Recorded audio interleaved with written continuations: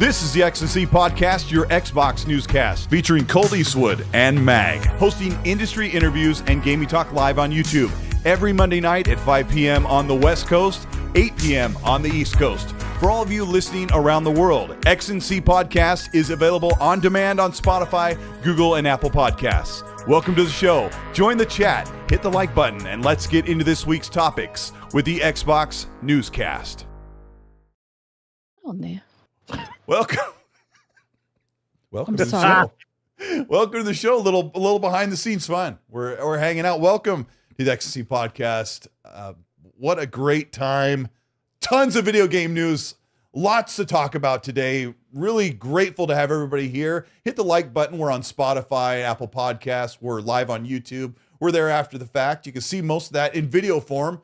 We're fully animated, and we're excited to chat with you about video games because, you know, if you're here, you're probably talking to your coworkers about the golfing they did this weekend or something boring, but we're going to have a really good show today. A lot of talk about Call of Duty, a lot of talk about Dragon Age Veilguard, a lot of more good stuff than you actually expect, and a little sprinkle a little bit of bad news in there, but it's actually a pretty happy time to be a gamer. I'm Colteastwood, and with me as always is my co-host, the middle-aged game guy who I got on Party Chat last night. Bro, how's it going?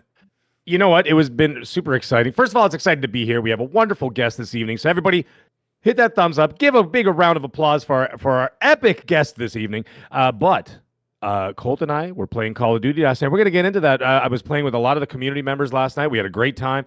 Can you believe this? When I turned on the Xbox on Friday, I had 70 invites in like the first hour. And I'm like, there's only one mag and only one gun. I cannot be everywhere at once. But I know, tell me about it. But I really tried to get to almost every party I could possibly get into. I was jumping around and talking to people and this and that. We were having a great time. Great discussions in the Xbox community, reconnecting with some people I haven't talked to in a long time. So it was a lot of fun. And then, of course, Colt jumped in last night, and then we talked for a bit, and some other people jumped in, and Colt jumped out, then jumped back in. And it was a wild time, man. It was a lot of fun to be in there, and we had a great time. But anyway, we'll get into that. Let's get into the show, man. We have things to talk about. Yeah. I'm really excited to announce another guest to show up at XC Podcast, and this is a longtime friend of the community.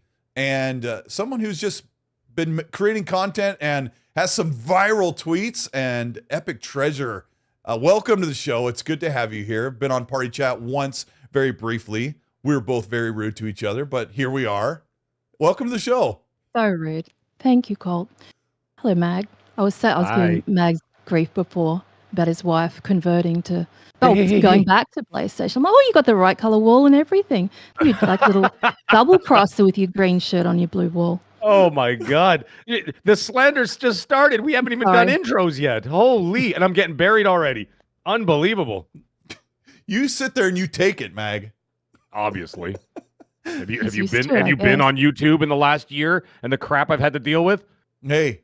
We all take turns. You know, last week was your week, and next week will be mine. Don't worry. Next week is yours, Colt. Don't worry. They're already starting. Trust me. Colt's getting it. He'll get it next. Oh, wait till he drops videos about Indy Jones and stuff. Oh boy. Oh, the Twitter Spaces of the people who don't have a job. 7 hours in Twitter Spaces talking about Colt. Disingenuous is what he is. Yeah. Big shout out to Lotus Esprit, who gifted 15 channel memberships to the channel. Thank you so much, Lotus Esprit. It's good to see you as always. And epic treasure, you're here. What makes you famous? The people want to know why you're here and why they should listen to everything and hang on every word. I don't know. Well, I'm good at building stuff. And I know how much you like Grounded, so I think you can appreciate aesthetic house builds and things like that. So that's my thing at the moment. Still, Pal World, design and functionality. And I've always done guides and tutorials, and that's my forte, I guess. And that's it. I'm terrible at all the tech stuff. I don't know anything about PC builds. And I've got a good PC, but okay PC, but I don't know all that stuff. So that's why I stay out of the creator chat space, because I have no idea. I just play what I like. Right. We're not going to be asking you about DNA or don't RDNA do or that. anything. Yeah. No. So what have you been playing this week when you have your downtime and you actually get to enjoy life? Oh my God. I played Black Ops Zombies the other night. It was so traumatizing because I don't usually play this stuff. I don't even know what map it was. It wasn't the Liberty one. It was the other one. And as soon as you get in, you just get reamed left, right, and center. It was wild. And I had to make that live stream, members only straight away because the language was just shocking. That and Silent Hill 2. That was very fun thus far. Been like 7 hours into it. Clean background, Epic Treasure. Thank you, Stilo. Good to see you. And what else? Don't Scream's a new indie horror game, which I dabbled in, which is basically if you like made with Unreal Engine 5,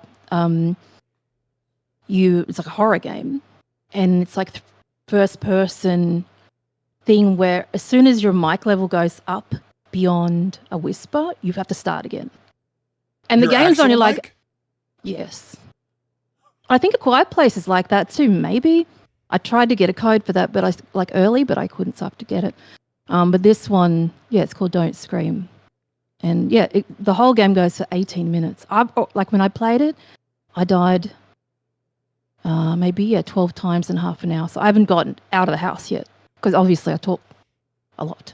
So hello, Stephen. I've famously screamed playing Resident Evil 7. Oh, the greatest scream in the history of YouTube. Yeah. I have never heard a man squeal like that before. It literally sounded like a pig going to slaughter. I think it was about the same vibrato too. It was a or like a dog's tail getting stepped on by or run over by a rocking chair. And it Something of that like magnitude. It wasn't even a monster, or it was his girlfriend. His girlfriend grabbed him by the arm, and I lost it. That scared the crap out of me too. You know what? Even when I played it on like my 7th playthrough to get that 100%, and I had to go through the game playing with a table saw. Can you imagine? Or like a hand saw instead of a gun.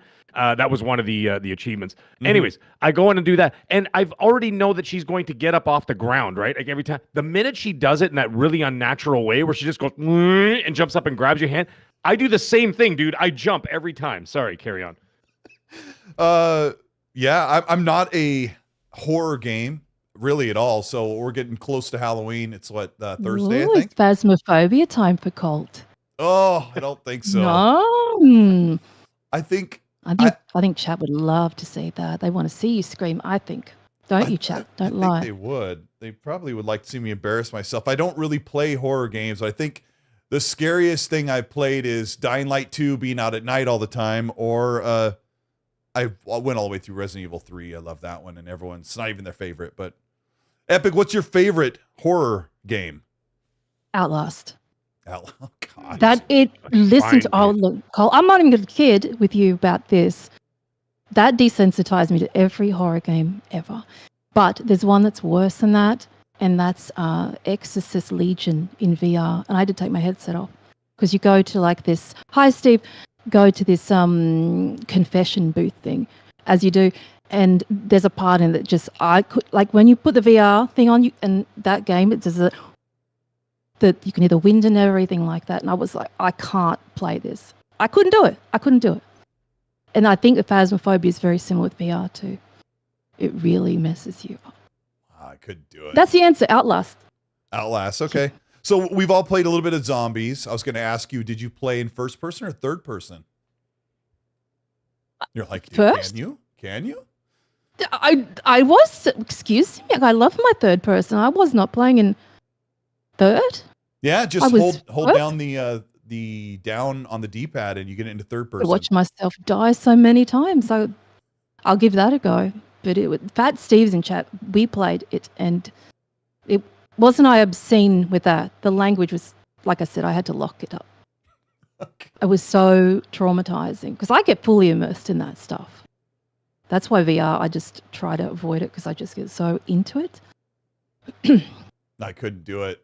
Well, let's talk Call of Duty Black Ops. We've all been dabbling. I am about midway through the campaign, and I've played a couple of rounds of zombies with that blue number and with Red Wolf.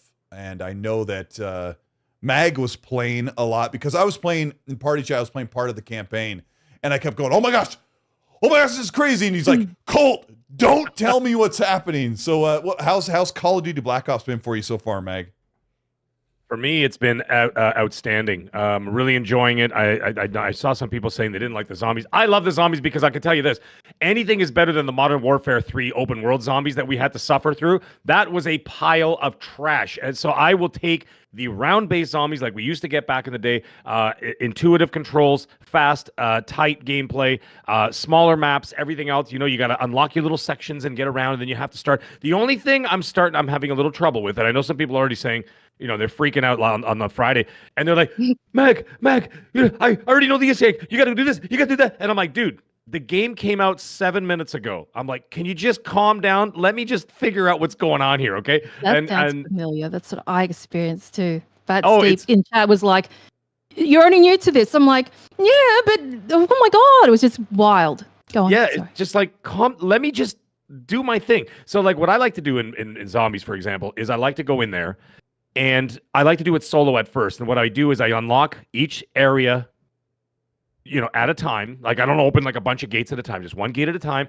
And then I scour every inch looking for things I can interact with, clues, things on the wall. Like I found something in excuse my big stupid hand on the screen.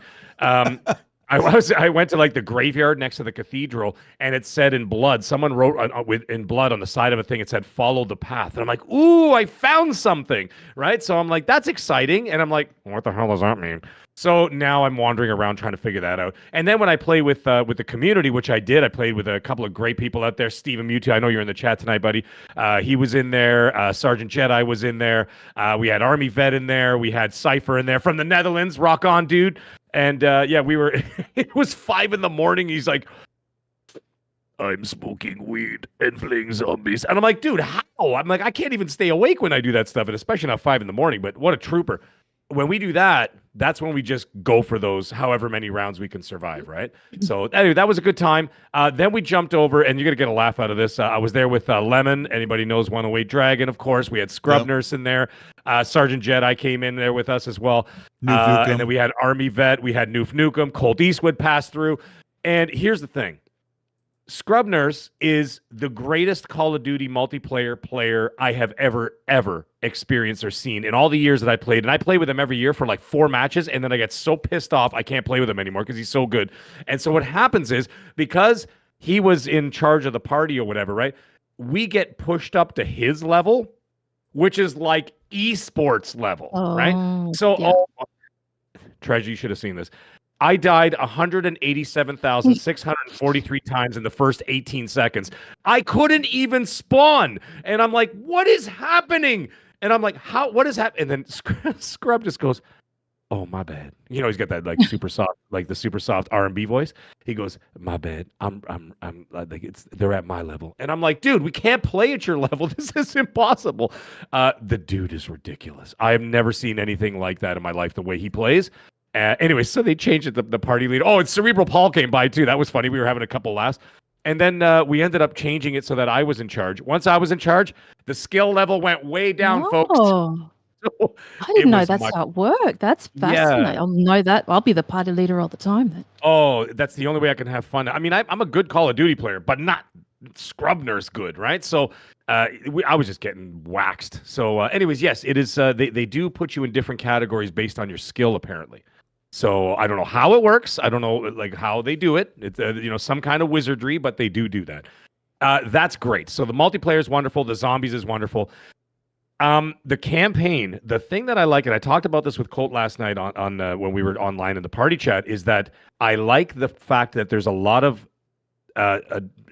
variety in terms of between the multiplayer, the zombies, and the campaign. Because the one thing that they've done in the past, where like you have the campaigns, a lot of them, apart from some of those sniping missions, right, is that you are running and gunning and doing all that kind of stuff and the big bombastic Michael Bay stuff. Yeah, some of that happens. However, what they've done with this is that they've kind of pulled back on some of that stuff. And yes, there is some of that in the campaign. I'm not going to get into specifics. But what's happening is it seems to be more of like a true James Bond, Metal Gear Solid espionage sort of vibe to it, right? So if you want the run and gun, go to multiplayer. If you want the mindless, no pun intended, the brainless sort of shooting whatever, and then having some fun with the Easter egg, go to zombies.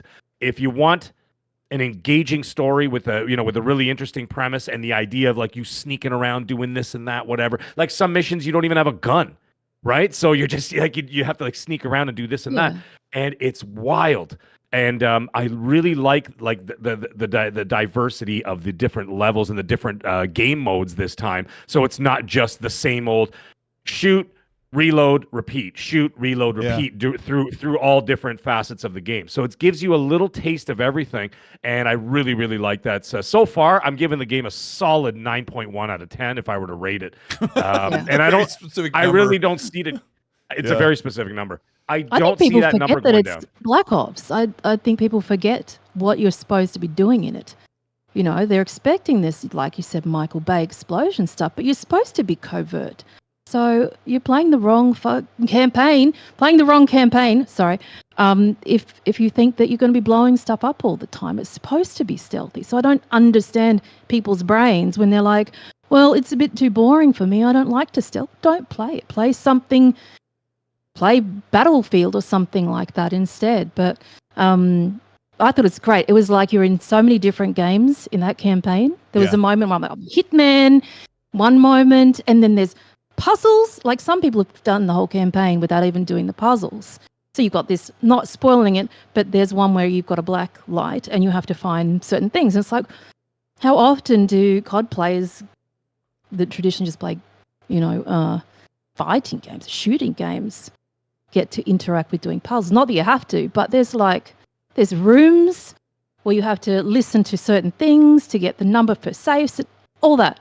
And a lot of people haven't done that. I spent my time doing that for ages. Yeah, and I have to be really careful when I talk about how the variety that's in the campaign, because it could spoil for someone like Mag who hasn't played it yet. But there's like a Far Cry thing. There's a Call of Duty regular thing. There is a small, like, compact open world that's just long enough for you to go, okay, I'm ready to move on, which was really great. And then there's I can't even spoil the famous emergence level, which is like the fourth level, I think, fourth mission. Harkens back to a game that came out a few years ago that everybody really liked. I can't tell you, Mag, because it would sort of spoil. You'd wonder what I'm talking about. But dude, I already played it. You played Emergence, yeah. So, and I don't want to spoil it for the chat, but yeah. I get a little bit worried when I'm like, I'm going to sit down and play a Call of Duty campaign, and I know it's going to be maybe 6-7 hours, but I don't want a shooting gallery for 7 hours with a couple big set pieces. And the variety and pacing was so great. The only thing I complained about was when you saw Bill Clinton, you had to sneak around the gala, and I'm like, some of that was like, it's kind of cool, I guess. But so far, I've really, really enjoyed it. The best part of the thing with Call of Duty was the games media, like gamesindustry.biz had that opinion piece. I covered this in my Games Weekly video, was that, that with Game Pass, that they're going to lose sales, that Call of Duty may not be as successful as it was before. A lot of fans are saying that it's going to underperform and Game Pass is going to fail. The game's going to fail. And right now it's killing it on Steam. We don't get numbers from PlayStation and Xbox. So you can only assume that it's doing incredibly well. So right now, Xbox is having their cake and eating it too, because Game Pass is seeing a surge. I'm sure it is. We'll find out. There's going to be a surge in Game Pass. So they're making money off of subs. They're selling the game on console, and they're selling on PlayStation and on PC. So I think none of that matters. The thing that matters is Call of Duty Black Ops 6 is a stellar game. And that's really what whistles. That's what sings and makes things happen. And we'll get into that as we talk about Dragon Age Veilguard in a minute here, that we always lose sight of, this game's by Xbox or it's by PlayStation or this studio can or can't do this. But when you make a really good game, it just happens, right? And so isn't that a weird concept? That's what we're seeing. Yeah, it is. Like, you know what I mean? Like, we've been saying it forever. It's sort of been our mantra. It's like, listen, I don't care about this and that. I don't care what goes where and who's playing it and who gets what game. And it doesn't really matter at the end of the day. The end of the day is everybody's going to have their preference as to where they play, their platform, or where they do it and all that. The thing is, at the end of the day, sorry, I said at the end of the day twice. However, what I'm trying to say, ladies and gentlemen, is that quality trumps all. That's what it boils down to. If you have a quality game, it don't matter where you're playing it. Everybody will reach out and play it wherever it's available for them. And that will always be the epicenter of what brings the gaming community to growth is quality games. That's what's going to keep bringing people into it. And if you don't have that, then you're lost. But this game is a solid step forward. And look what's happening now. Everybody's playing it, whatever. That level you're talking about, the Far Cry one, I already finished that one. I'm on to I'm actually finished the next one after that. So I'm actually almost done the campaign. I got through quite a bit today because I was off today. But the thing is, I played that open world level for like 3 hours. I just scoured every square inch of that thing. I was looking around, doing this, checking this, trying to find some cash, right? So I can go buy stuff in the safe house, in the training area, and so you could build up your stats. It's almost got like sort of like we talked about it last night. It's almost got like a sort of RPG light element to it, right? Where you can build up your character, you can build up your stamina, your health, all that kind of stuff. Kind of like building up your character in an RPG. Very cool idea. Right. And so I'm sort of I'm taking this in like a fine wine, like small little sips. And I'm just like, I'm really enjoying this. And I have no intention of leaving the game anytime soon. So I gather that the only next new game I'm going to play won't be for another 7 weeks, which is going to be Indy Jones, or 6 weeks. Oh, right. Right. Yeah. So so I'm going to be not exclusively on here. I still have a backlog of other games. I'm still playing Avatar. But things like that. And of course the Pro's coming. So I'm going to put it through its paces. And but the only game I'm going to be playing is mostly going to be this game on Xbox until the next Xbox game, which is, of course, Indy Jones in December. So that's how you do it. That's how you get engagement. Like, there's no mystery to this. There's no podcast that needs to explain why this and that and the other. Nothing. You don't have to explain any of this stuff. Just bring quality to the table. That's it. Yeah, I mean, Sorry, go ahead, Epic. I was just saying, everything just needs better writers. Every downfall has always been the writing behind games. And I think that's what's missing, especially when it comes to Dragon Age 2. So it's not the graphics, is it? I mean, it could be some of the gameplay. It's not really the graphics. It really, she said something very, very important. It really is. Look what happened to Hollywood. Hollywood's fallen apart in the last 4 years. A lot of it has to do with the writing. It's all of it. Make you care for your characters. Otherwise, they're just, hollow, and who cares about that? And you notice you're skipping dialogue, and I'm a notorious dialogue skipper. I don't know what's going on in games because I skip. Oh my gosh! I don't care. I have a confession to make. You're a skipper. I fell back in love with Starfield, which was really strange because lately I'd been kind of really angry at it because I kind of played the wheels off of it. Well, really bad. Played the wheels off of it. I was playing and I went to the lodge, and I'll try to get to the point as quickly as possible. But I have to interrupt you really quickly. Yeah. ADHD. When you played Call of Duty Black Ops and you went into the house where the piano is, did you feel like that was like the layout of Starfield room? Oh yeah, yeah. I got a mix of that and just the room, how it was laid out with the stairs and the. Okay, so like the lodge, yeah. Which is I went to the lodge today because I've been having an unbelievably great time between Call of Duty playing Starfield. Something just really like resonated with me, and I went over to talk to Sam Coe, and I didn't really spend a lot of time with Sam Coe, the cowboy guy. And I went to talk to him. I'm like, I should just have him on my ship. I'll just have him on my ship because I like hearing his voice. Lies to Vex is amazing. And I said, hey, what's up, Sam? And he's like, hey, and he starts telling his story. And I'm like, listening to him, like listening to every word, like when I played Red Dead 2 recently. And then I was like, okay, that was cool, but I want to ask him if he can be on the ship. So I talked to him again immediately. And he had this other really cool story. And I was just sitting there totally immersed in the game. And I thought, this is really great writing. Like this is stuff that we forget about. There's such great characters. Great characters. I know it's a weird aside, but the Starfield thing has really arrested me lately. You really have to have really good, really well-written characters. And one of the things we're going to get into Dragon Age Veilguard right now, Epic, because some of our absolute favorite studios, favorite creative directors and writers that used to work at studios we've loved for 15 years, I don't think they're there anymore. And Dragon Age Veilguard right now is at like an 84 Metacritic. It's doing really, really well, but there's some super polarizing reviews. So I think a lot of people, like with Starfield, are going to say, I absolutely love this game to death. And then there's going to be people that say, I wish this game would have its own death. Let's get into talking about Dragon Age Veilguard, because I woke up this morning, waited for reviews to start rolling in, and I saw both sides of that teeter-totter right from the get-go.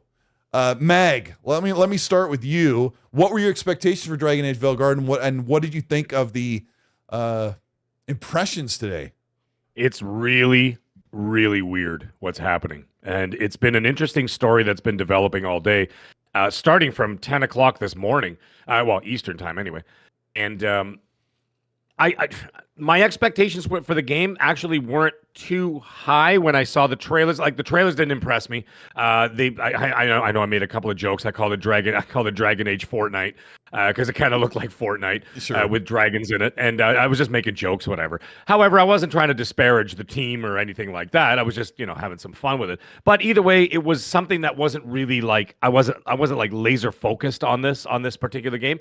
So, but then I heard from some people saying, hey, the game is actually great. Some people who actually played it, some people who actually got through most of it, and saying, hey, this game is actually pretty legit. Heard that the combat system is really good, this and that. Heard that some of the story is good. And then some other stuff started coming out, right? Then I think it was like a week ago or whatever, and then you start, there was some of the channels that were doing through. I know some people are going to get upset, but whatever. I'm just, portraying the news, telling a story.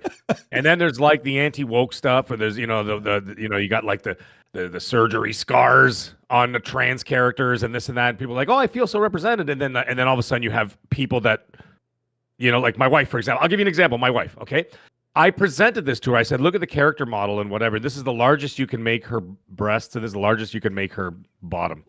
I'll keep the swearing for another channel. You know what I'm saying? So my wife looks at it and she goes, I'm not represented at all. Mm-hmm. Oh, wow.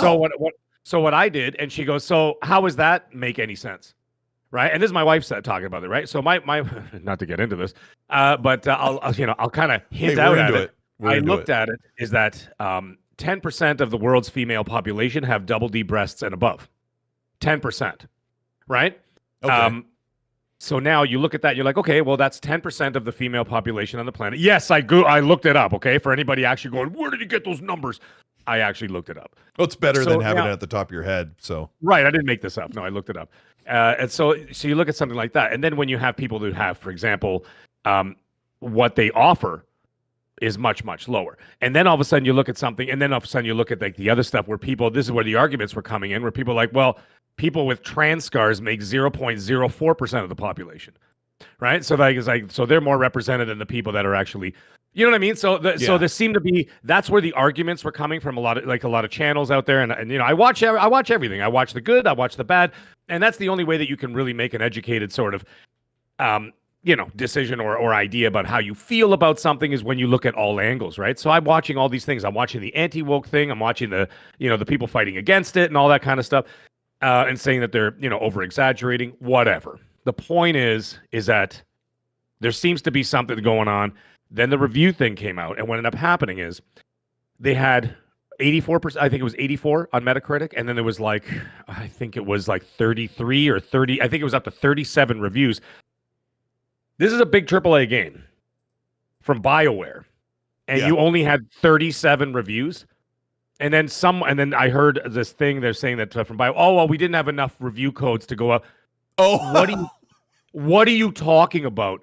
Steam can release 10,000 review codes in one day, literally in one day, and you're telling me you can't release more than 37, right? So there was that, and then that was full of. There was something fishy going on there too, and then there were a couple of big. The better way to say that is we only sent out 200 review keys or something like that. Yeah, right. That would have been the better way to say it. And then what they did is that they didn't give review codes to people who did not look favorably upon the preview event that they had, and 3 of those people were like massive YouTubers, and they did not say anything favorable about the game. They weren't given review codes, and they were pretty upfront about it, saying, "Yeah, we didn't get a review code or whatever." So it feels like at that point, BioWare is like Disney is trying to tailor the review system, which you know what, I get it. I know that they all do it. Hollywood does it. Video game industry does it. They try to tailor the reviews so that you get the most favorable ones in there. Then I started looking at some of the actual reviews, and I started reading them. And then you got a review that says a 10, and then right next to it, a review that gives it a 6. Nah, that's normal-ish, but whatever. But I didn't like. And then there are people saying this is the greatest RPG. I swear to God, someone said this. This is the greatest RPG of all time, and I'm like, what? And then the next person says this game is not great or whatever else. Personal politics aside and all that stuff. Then you look at like SkillUp, who's one of the best reviewers on YouTube, bar none. He is amazing. And I'm not even. I don't watch, like I said before, I don't watch reviews. I look at the numbers and look at the average, and then I go, "Oh, is that a dumpster fire or not?" Right. And then this morning I watched his, and it was amazing. So I highly recommend watching that. Watch his video. No weird stuff. Covered everything. Yep. And he long story short, he did not recommend the game. Yeah, that's true. He said it from the title. He said, "Yeah, I do not recommend it." And he even had lots of disclaimers about how his opinion is just an opinion. And I saw some backlash. You didn't have to do that, by the way. Never apologize. No, never apologize for your thoughts and feelings. That's baloney. But anyway, the video's long. It's not a short video. I think it was like 37 minutes or something like that. It was a long review he gave. Either way, long story short, folks, he thrashed it.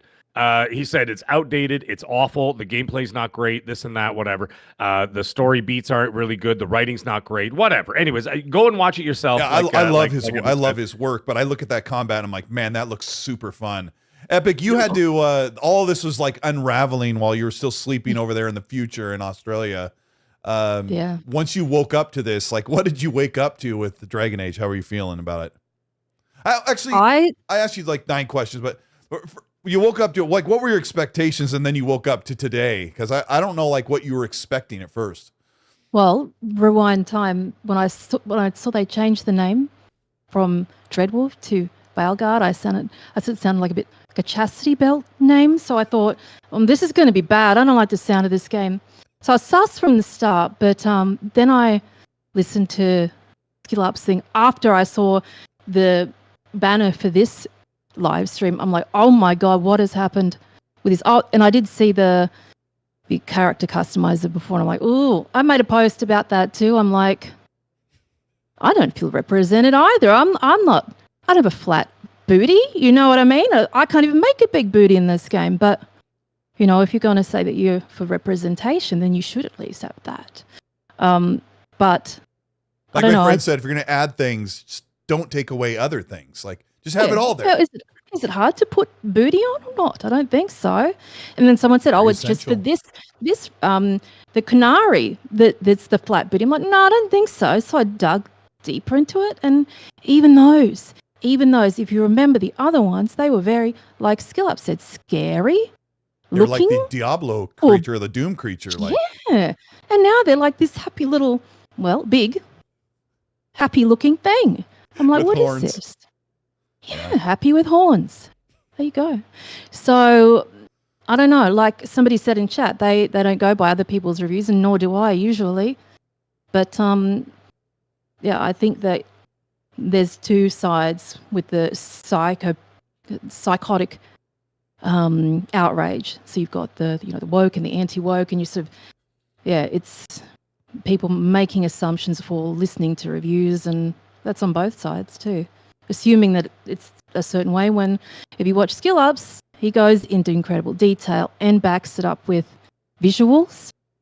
And I'm like, they do look like Pixar characters, absolutely.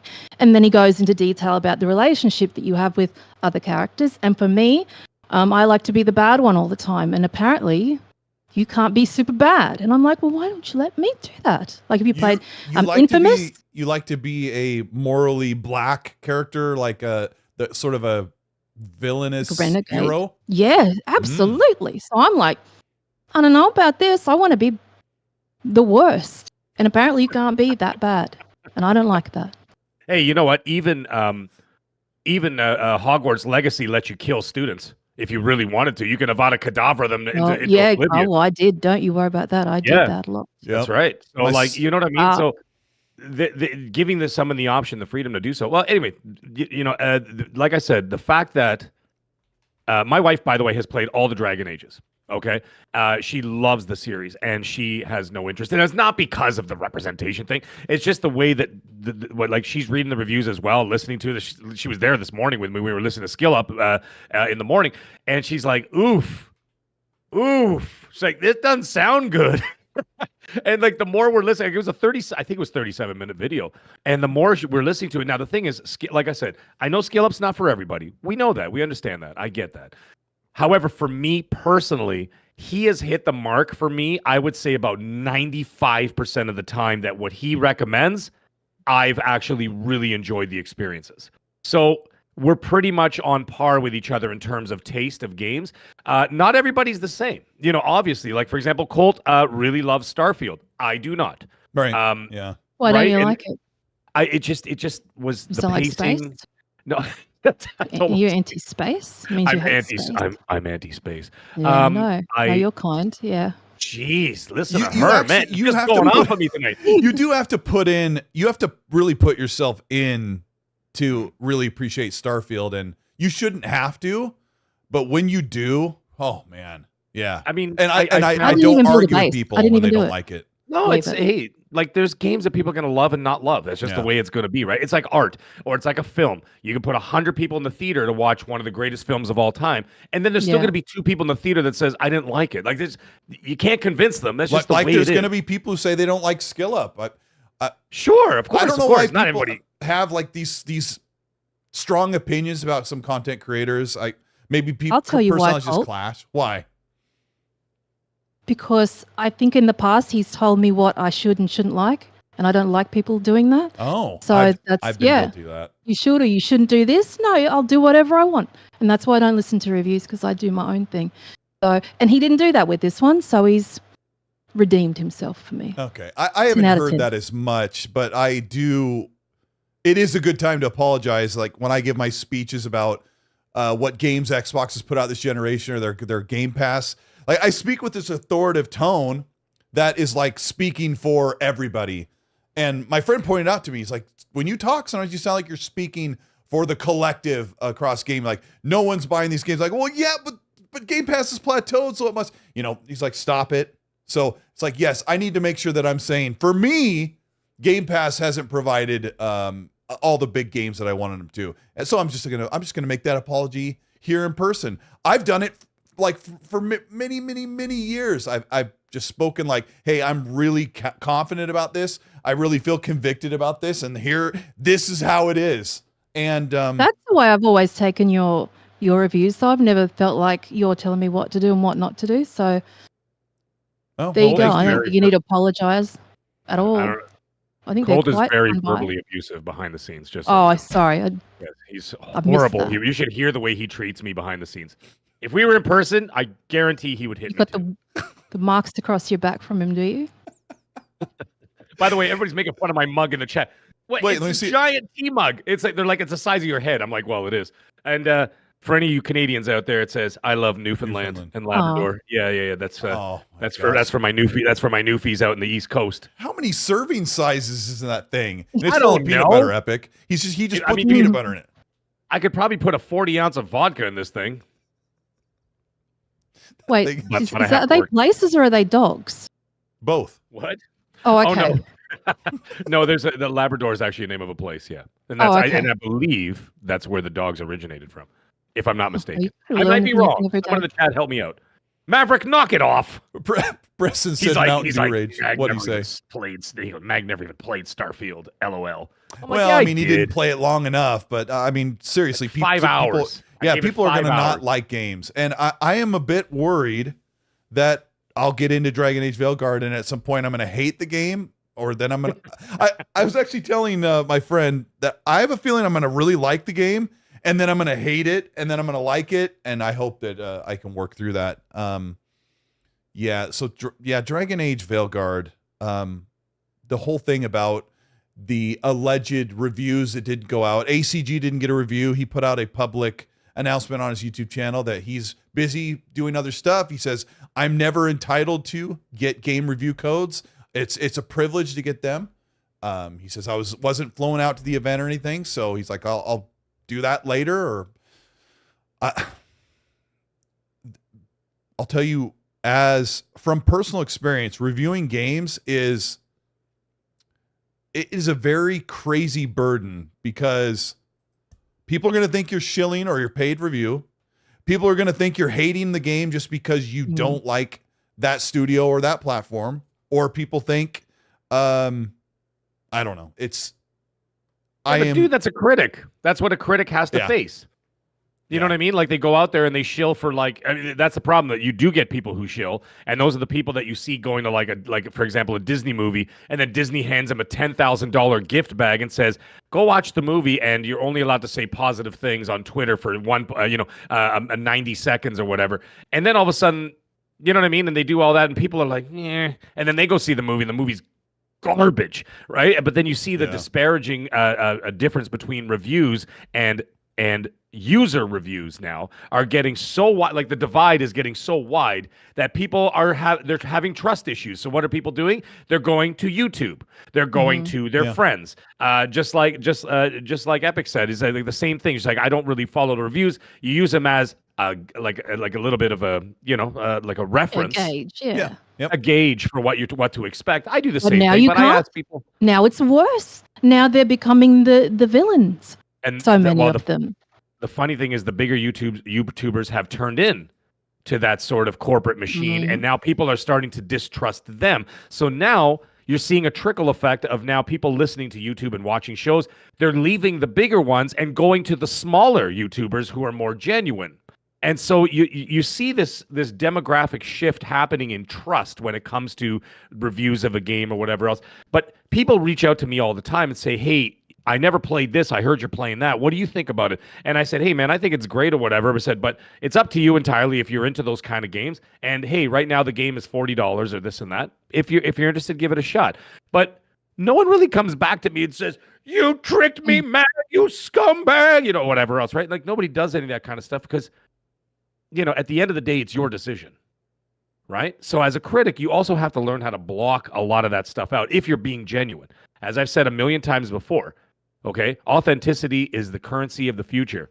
And that's what's going to propel people forward. And the key is, once you get big enough, you have to retain that authenticity when it comes to to critiquing a product. And that's where a lot of people fall off because they see the money. Right?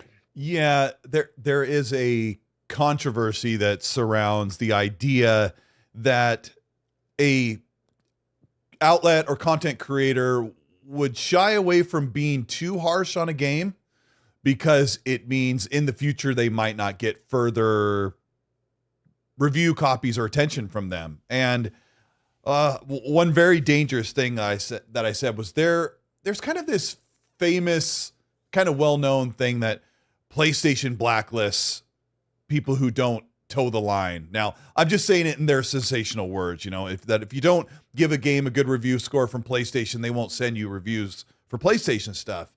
And if you're in the games media, being in PlayStation or Nintendo content is very, very lucrative for the most part.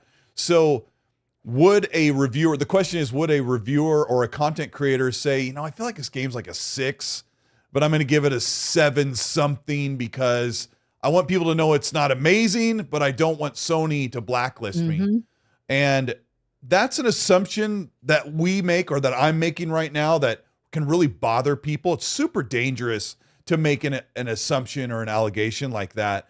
But I do believe that sites, outlets, or content creators are very aware that if something jeopardizes their opportunity to have guaranteed traffic and revenue from covering a big outlet or covering a big platform like PlayStation or Nintendo or Rockstar or something. I don't think Rockstar does this stuff or have ever been accused of it, but I think that's a real thing. You don't want to be cut off and bite the hand that feeds you.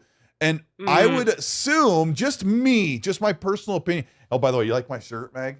Wearing the Canada shirt. Yay, very nice. Thank you. I would assume that they are at least aware and a little bit careful about how they talk about games. And I think as a reviewer, and I'm previewing Indiana Jones tomorrow on my channel at 7 a.m. Pacific time, 10 a.m. Eastern. Yep. That's going to premiere. Yep. I've got that going up. I think that it's super important, no matter what you're doing, that if you have critiques about something, you're constructive about it. You know, using words like this is trash or this is broken, like you always hear the overused phrase, Epic, like this game is so broken, or what is it? How do they say that? It's barely playable. Yeah, unplayable. You're right. Yeah. Right. Unplayable. I don't know. You know, the thing is, you also can't be afraid to tell your truth. If that's how you feel, as long as you're not hurting somebody, there's nothing wrong with telling your truth. And I think that if you do things like that, you will forge your own path forward. Like, for example, we just brought him up.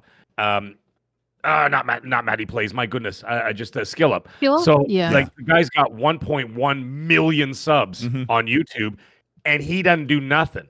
They don't give him review codes. They sometimes they'll fly him out here and there to something else, but he's uncompromising. And because he's uncompromising, some people deny him review codes, right? As a result of that. And he's like, hey, that's just the way it's going to be because I'm going to say, however, I'm going to say my truth. And there's nothing wrong with that. Gary from Nerdrotic, same thing. He doesn't care about any of that stuff. He might as well. ACG as well. Like Geeks and Gamers, same thing. Heels versus Babyface. Those guys all will just say, hey, you know what? We're going to do what we're going to do. You either follow us or you don't follow us. There's nothing wrong with it. I'm going to do my own thing. But I'm not going to live in fear of them not flying me out to go play a game in in Denmark or whatever. And then, you say, they feed you for 3 days and this and that. They're just going to be like, listen, man, this is what I do. And the people will follow you if they trust you. And that's and that's a thing that that people have an issue with, is that there's a trust issue when they look at it and say, I don't trust this guy. This guy seems like a shill. Oh, I get that. I didn't even see that with my Xbox jersey on. But anyways, in all seriousness, is that people look at that and they say, no, this guy, he doesn't care about this. He doesn't care about that or whatever. He just does his thing and whatever else. And people are either going to support you or not. That's just the way it's going to be. And so, like I said, I think if you're just, as long as you're authentic and you say what you're going to say, people say all kinds of things about me. That's fine. I just keep doing what I'm doing. I'm not going to change. Yeah. And I'm not going to change who I am and how I feel about things or whatever else. You either ride with me or you don't. There's no problem with that. The mag train doesn't stop for anybody. It's just going to keep going. You either jump on or you jump off. So that's the way it should be. And, if I get to the point one day where all of a sudden they're saying, hey, we're going to fly you out to the Canary Islands for 3 days so you can have a real life Far Cry. We're going to give you a rifle and a spear. And, and I'm like, no, I'm good, man. I'm good. Because I'm like, I played the preview and I thought it sucked. So I'm sorry. You guys can do whatever. And you know what I mean? Like, I don't care. That's just the way it's going to be. And I think that that's the problem that people have now, especially today, really exposed a lot of stuff. And I think that people are starting to have a lot of issues. There's a lot of people in this chat right now asking about Matty Plays. A lot. Okay, let me grab a couple supers, and I got to get Epic's take on some more of this Dragon Age stuff. Lancelot C with the $2 super chat says, love the female representation. Thank you. Thank you. Yeah, I try.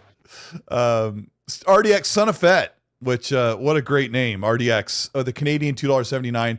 Thank you so much. He says, man, I miss Dealer, been too long. Yeah, I miss him too. Whenever we chat, it's so brief. Such a good guy. That guy a lot. He's amazing. He'll be back. God Emperor Silver King, as a channel member says, channel member chat says, I did not have sexual relations with that woman, Bill Clinton. Oh, yeah, I was looking for the blue dress in that scene too. Gosh, Monica Lewinsky was on Twitter, like, making fun of herself, and people were just eating it up. Yeah, that was cool. I'm super old, and when I was playing the early part of the Call of Duty campaign, and you see Bill Clinton from like far away, it brought back so many memories because I was like 15 or something when he was first president. I can't remember what it was. What year did he come in? He did 2 terms, right? It was 92. It was 92 to 2000. Yeah, it was 2 terms because George Bush did 88 to 92. So I was 18 when he was president. But yes, that scene in Call of Duty where you see like it says Governor Clinton or whatever else, and then you see him standing on the stage. He's like, "How are you?" I know he has his like his bad everything bad or whatever, but and no politics here. But seeing him brought back so many memories because like that's cool. Yeah, as an American, that was like my life. That was the president. And he was on Arsenio Hall with a saxophone. It's like really weird. Yeah, that's right. Remember that? Yeah, and I remember, and about the time and like in 98 or whatever, when I met my wife, I was like, the president did what? The president like cheated on what? Holy smokes. I couldn't believe it. But yeah, shout out to God Emperor Sof King. The doctor, good friend of Mag's cousin, I think, right? Yeah, it's my cousin, yeah. Yeah, you guys are all related up there in Canada. Love it. Canadian $5 super chat. That's impossible. The place is so huge, you probably can't even run into a cousin. The country is like 10 times the size of the U.S. Yeah. Except there's nothing in it. Except, I mean, like, there's pockets of massive population, and then everything else is just like, you know, forest and moose. It's like Australia. Yeah, exactly. Australia, same thing. You've got your pockets of population, and then you have unplayable, unlivable. Yeah. Oh, you can live in ours. It's just, you know, very uncomfortably. Yeah. A lot of forest and moose. You freeze, I fry. Yeah, true. What does he want, by the way? What does the doctor want? What is he talking about? What up? Can we hear a little bit of Epic Treasure's crazy decorations behind her? Now, when I'm looking at this, it looks like the collector from Starfield. What do we got back here in the background? Oh, we've got that bubble wall is like 6'6" tall. And it changes colors too. So what? Look at that, isn't that pretty? I know. It's an ADHD miracle. I saw it, I'm like, I need this bad. That's awesome. Where did you get that? You can change it. I had it custom made. Like they had smaller ones, but I wanted the shelves in mine. And then there's like that cloud is from Amazon. Thing's awesome. Yeah, imagine that in your bedroom. Like, I mean, it's a bit of a dust collector, I suppose, but yeah, you can put on lightning settings and everything. And then, but like that's hanging off a cherry blossom tree. That's like 3 meters tall, whatever that is in American. And there's the little baubles on the subscribers' names. I don't know if you can see that. That's so cool. The little lanterns. Yeah. Just beautiful. 3 meters for the Americans is about 3 yards, Colt. I don't know. Like I don't play football. I don't know what yards are. Oh, okay. I'm just kidding. So, no, that's very cool. But it's a real tree. You've got it in a planter and you have to water it? No, it's fake. Oh, no, it's dang it. It's a gorgeous setup. I really like it. Looks good. Literally, I'm going to start looking up this stuff right now because not the cloud. I want the bubble wall.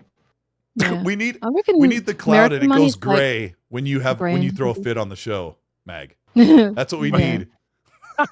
Mood cloud. Yeah. By the way, the doctor's messaging me like personally throughout the show, and he's like, her background. Where did you get those? I love those cherry blossoms. This and that. And I go, why did you just ask her?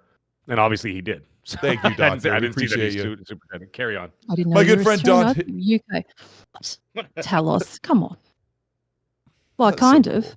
Cool. The most genetically. The two people on my show have a more expensive background than me. I feel crap. What am I going to do? I don't know. I'll just put on a Mass Effect. You got some nice guitars hanging out back there. What are you talking about? Yeah. All right. Well, it's a couple bucks.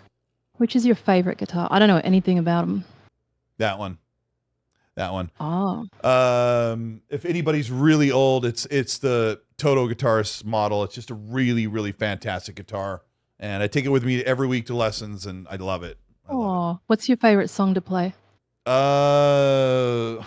Geez, that's a crazy question. I don't know. My guitar intro on my channel. I don't know. I play a lot of 80s music and 90s music, so I play a lot of different stuff. What about like bluesy stuff? Sort of. I'm trying to learn that. That's like a whole vocabulary. Yeah. But I've been taking lessons because I've been playing for 20 years. And I asked my wife, can you give me guitar lessons as a gift? Because I won't sign up for it and do it. And I've been doing that for, 6-8 months. And every day I come home, I'm like, a lot to learn. So shout out to Dante J. Muty, my good friend, who has also been playing Starfield while we chit-chat about life and the game. With a $20 super chat, very, very generous. He says, shout out to the panel in the chat. Got to bounce. Dodgers are playing and beer awaits. Go blue. Oh. Yeah, big baseball right now. Yeah, I stopped watching when the Mariners just flubbed. It's okay. The Jays didn't make it either, so it didn't it just kind of gets. Yeah, I'm a fair weather fan. Hey, you're done? All right, I'm out. Now it's like I just wanted to watch them. Shab's Inevitable, thank you so much for the 10-pound super. Says Kupo, hi all. P.S. Hit the like, y'all. Yes, please hit the like button. Appreciate you. Udana Kazada, a great friend and a channel moderator, says someone in the comments said it best. They need to bring back demos. The Xbox 360 days were the best. Nostalgia forever. I think that discs. Let's ask Epic. Epic, do demos help, or do you think they hurt publishers? Oh, are you talking about the discs though? On the magazine. I mean, those were cool. Oh, But go for it. Go for it. Speak on it. What do you think? Do you think the demos are bad? Do you think they're bad? They stopped doing them, or are they? It's too much work. Look, they're good for me, but they're bad. I think they're a bad idea unless they carry over to the full bang game. I wouldn't. If I was the publisher, I wouldn't do it. But I enjoy doing them. So I'm torn. I'm be greedy or business minded. I think they're not good. They're not good. Like developers have to spend time cutting out a vertical slice, and then it cuts down on sales. Like people are like, yeah, it's all right, but I'll wait. Is that what you think? Yes. Okay. But but those discs. Those discs on those magazines would last. Weren't they wonderful? Like the PlayStation monthly, and they always had a disc, and you got to play like 10 games or just like a level of each one. And that did was you a just keep smart playing idea. it over and over and over and over? Yeah. Meg, the Pizza Hut demo disc that my brother-in-law and I got back in 1998 had Metal Gear Solid, the first 2 levels or whatever. It had Cool Borders, Crash Bandicoot, and I think a demo for Gran Turismo. Whatever it was, like all 4 games were incredible. We played those. We played that thing like crazy. Yeah, that's the same thing. Like just like Epic was saying about like the demo disc, like you played them over and over. Because I didn't have in the '90s, I did not have the expendable money I have now. Clearly, right? Because you're growing up and this and that. You're just finishing school, whatever. Assuming you guys are you guys are all around the same age. You would just rent them out, wouldn't you? You go to Blockbuster or whatever, and you rent them out. Yep, and I would rent them, or on the 360, we used to have the demos, and then of course now. I know that PlayStation has a bunch of demos for their first-party games and some of the third-party deals. However, those are locked behind the PlayStation Plus Ultimate, I think it is, the highest tier of the PS Plus. And then they have a whole section of demos. So they've got a ton of them. Now, I don't have a PlayStation anymore right now. I sold it because the PS5 Pro is coming. So I can't even look it up to tell you what's on there. But I know that like they even had demos for like Final Fantasy 7, Rebirth, or whatever else, and some other ones. And then, of course, their first-party offerings. And they had the demos for Stellar Blade. That sold me Stellar Blade. Yeah. Right? I wasn't going to buy Stellar Blade. And then I played the demo, and I was like, I'm like, this game. But Metaphor awesome. Refantasia has probably increased sales by people like falling in love with that demo. Where do they have the demo isn't it? Yeah. Where's the demo? Because everybody keeps talking about this game. I'm like, the FOMO's kind of getting to me. It's in the store. It's in the PlayStation or Xbox store. It's an Xbox? A demo for it. Because all I have is Xbox right now. So yeah, just search Metaphor, and then there'll be a version, and it'll say the demo and then the full price game. But I have a couple friends who are all in on Metaphor because of that demo. Well, then it works. Maybe it does. It works. Maybe it does. If it's good, it works. You're right. Well, that's it though. You have still at the end of the day have to make a quality game, right? Mm-hmm. Yeah. So you can only polish a turd so much to make it shine. I remember playing the demo for Just Cause 2 in 2010, and it lets you play for 35 minutes, and I loved it so much. I had to buy the game.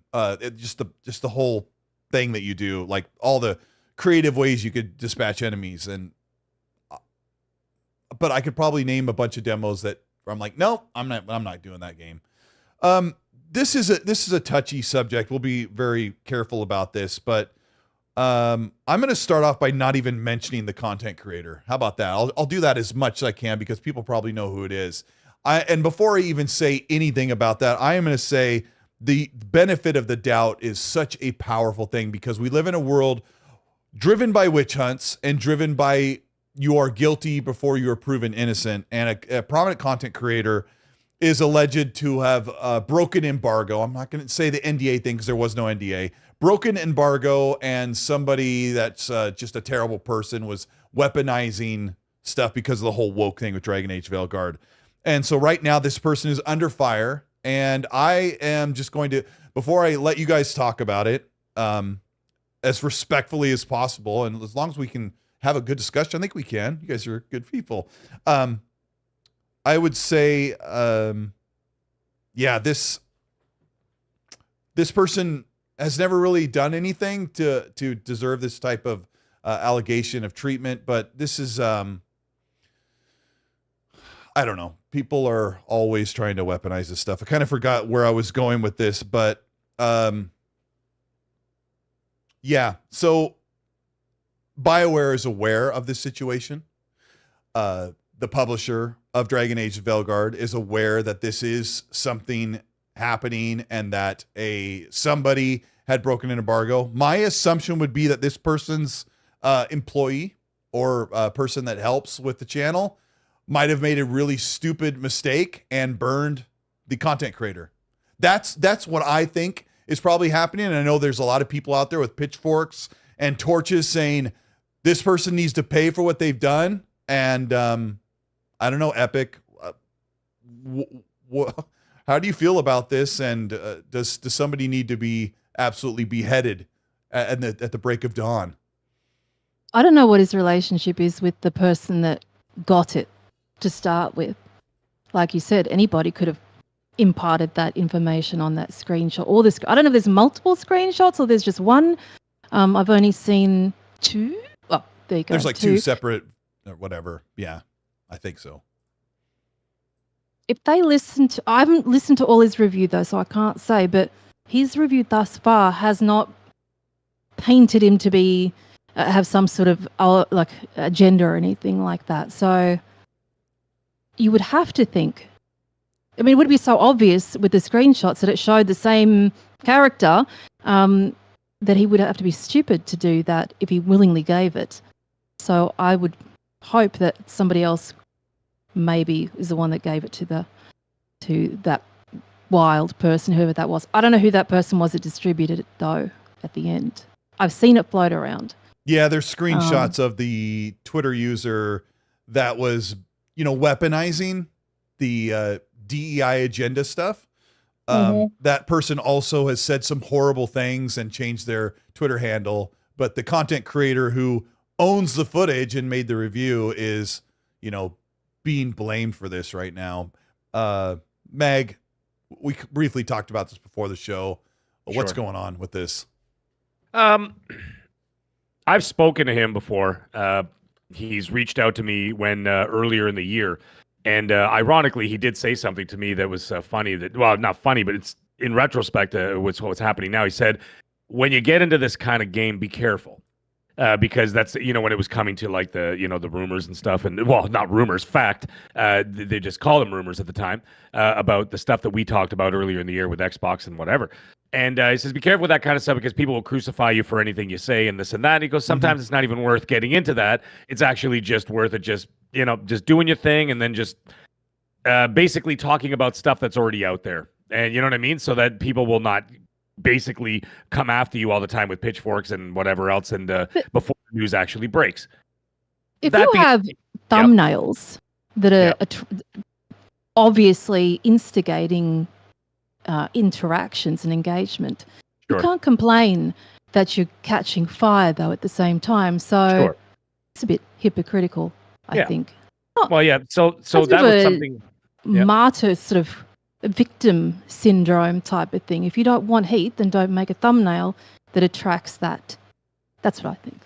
You're not wrong. You're not wrong at all, because at that point you're advertising the kind of engagement that you're seeking, right? Because you're putting it out there in a certain way, and then the people are going to say, oh, well, they're either going to rage click or they're going to agree click, as I like to say, right? So so what he said to me now, you fast forward to this situation, whatever information was shared with somebody showing them something and this and that, whatever, that other person clearly wasn't someone he could trust, right? Because it made its way out there. That would be a situation. That's like, but the thing is, like, for example, people reach out to me all the time.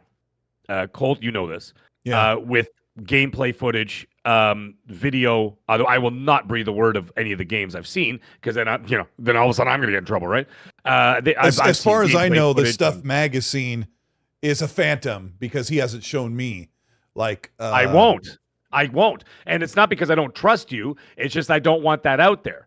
Like I see things, I'm like, okay, thank you, and I erase them. I erase them. I get rid of it. I'm like, no, I don't want this. And I've actually told people like some really touchy stuff. I'm like, no, guys, don't send me stuff like that, because if you get, what I mean, if you get in trouble for that sort of thing, you're gonna drag my ass into it, and I don't want that. But yeah, the thing is, I wouldn't take that information to go, look what I saw. You know what I mean? Like the Grand Theft Auto guy. Remember that? The Grand Theft Auto 6 person who leaked the trailer, and then the other person who got into the code and actually released footage of the code of them working on the game. Other things that's insane. Like I don't know what you're looking for. I don't know what kind of clout you're looking for, or your 15 minutes of fame or money, because someone will eventually pay money for that, right? They'll say, hey, you know what? Give me this. I'll give you $100,000. I want the scoop. Right, but give me a second here, because the chat is complaining that we're dancing around the name or being too vague, and everybody knows who it is. It's Chad most Kroger people know who it is, and if you Nickelback. don't know who it is, either we've driven you to curiosity to look at what it is, or I've avoided some people dogpiling on something by making their own assumptions because there's no information out there. The content creator is a prominent content creator on YouTube. It has not spoken up yet. So it's not my job to sit here and pretend like I'm people's court and bring him across the bench. And I certainly don't want to do that. I consider this a peer of mine, and I really respect this person. So I will reset for you. A prominent content creator reviewed Dragon Age Veilguard today, and which is fine. And it had a lot of traction saying, the game wasn't really for me. Okay. But what happened was their custom character that was prominently shown in the video was very specifically a custom character, was the same one that appeared a week ago in embargo broken screenshots making fun of DEI or inclusion. So the person that sent out these screenshots making fun of DEI, they dug into that account, two separate people, right? They dug into that account of the person that put this tweets up, and they were like racist and stuff. So it's really horrible. So what it looks like to me, I'll pretend like it's me. Let's say I reviewed Dragon Age Veilguard today, and a week before, a shot of my footage was weaponized to make fun of the game, which was also breaking embargo. And it was very obvious because it was the custom Colt character, or it looked like the same character that was in there. Okay. So what it looks like is if I do all of my editing and production all by myself, but if I had someone that I hired and they were going through and they're doing my editing for me, and they're like, hey, Rick, they call their buddy, hey, Rick, check this out. You love making fun of this. And he sends them a screenshot. And then Rick's like, I didn't sign anything. That's why I'm being super careful, because this content creator is going to make a statement probably tonight or tomorrow, like very soon, I would think, and saying, I apologize. This is why, or this is what happened, or I screwed up, or this person screwed up. Somebody is fired, or whatever. We don't know. And so this is a topic everyone was all over the internet today talking about, so much that even BioWare responded to somebody on social media and said, we are well aware of the situation. So yeah, I figured we were probably going to talk about it, but I've been on the receiving end of crap that people think they know what they're talking about. I was just told today that they don't trust my Indiana Jones preview about to come, because I said game of the year was going to be Redfall. I never said that kind of crap. So I try to be very careful, because of course we're all peers, we're all gaming fans, we're content creators, but we're also just regular people. So I apologize. That's Riskin, get out of the chat, dude. Get out of the chat, man. You've already been canceled. Mag, what did you do this time? Yeah, that's great. Yeah, I know, right? Yeah, I love it. Yeah, at the end of the day, listen, when it comes to any of this kind of stuff, it's wise to just stay away from it. And what I mean by that is that if you come into contact with anything, if you're doing anything under NDA, I don't talk about the stuff I do with Ubisoft at all. At all. It's not worth it. I can't whisper in the corner and be like, hey, check it out, dude. I played this, that, and the other. I would never do that. I don't share things with people online. I don't show things to Colt. is, Colt and I do this show together. I don't show him anything. I don't talk to him about anything. He doesn't talk to me about anything. We just leave that stuff alone. It's none of our business. When it's out in the wild, it's a whole different story, right? But then the thing is, you have to remain some form of professionalism. And I understand the way that you presented that little scenario, Colt, about, hey, dude, check this out. I think you'll find this funny or whatever else. That's always going to happen. That stuff happens, unfortunately. But it'll always, the age of the internet, that stuff will always get out there. It's not worth the time and trouble. And the irony, Epic, as we talked about it earlier, is that 10 months ago, he reached out to me and said the exact same thing. Sometimes it's just not worth talking about or whatever else, because the stuff that I was talking about, he knew about it too. And he wasn't just going to go out there and talk about it because he was going to take all the slings and arrows of all the psychos who being were the just messenger. And I'm like, okay, dude, I was just talking about it, whatever. And I'm still getting it now. There's people still talking about me now. So whatever. It is what it is. And it's just, it's funny that you fast forward and then, it's almost like you live, what do they say in The Dark Knight? You live long enough to see yourself become the villain, right? So it's kind of like the same idea. So in the end, it's gonna, whatever happens is gonna happen behind the scenes. It's none of our business, really. It really isn't. It's something that we should just do our own thing, move on from it, and focus on what we do is talk and play video games. And so, everybody's gonna have their trials and tribulations, and just hope it all works out for everybody involved. That's all. Yeah. Very odd, isn't it? Epic, what are you thinking? How you're over there very pensive. What do you have to say? I was just thinking how ridiculous it would be if he intentionally did it. I can't. I would struggle to believe that he intentionally leaked. I just find it so silly and ridiculous. So that's what I'm thinking. It is.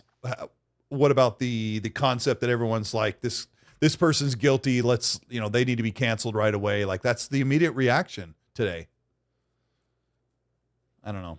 Well, you've got two ends of psychopathy, don't you? You've got the one side, and this little screenshot is really, that's what they're basing it off only. They're the anti-woke people.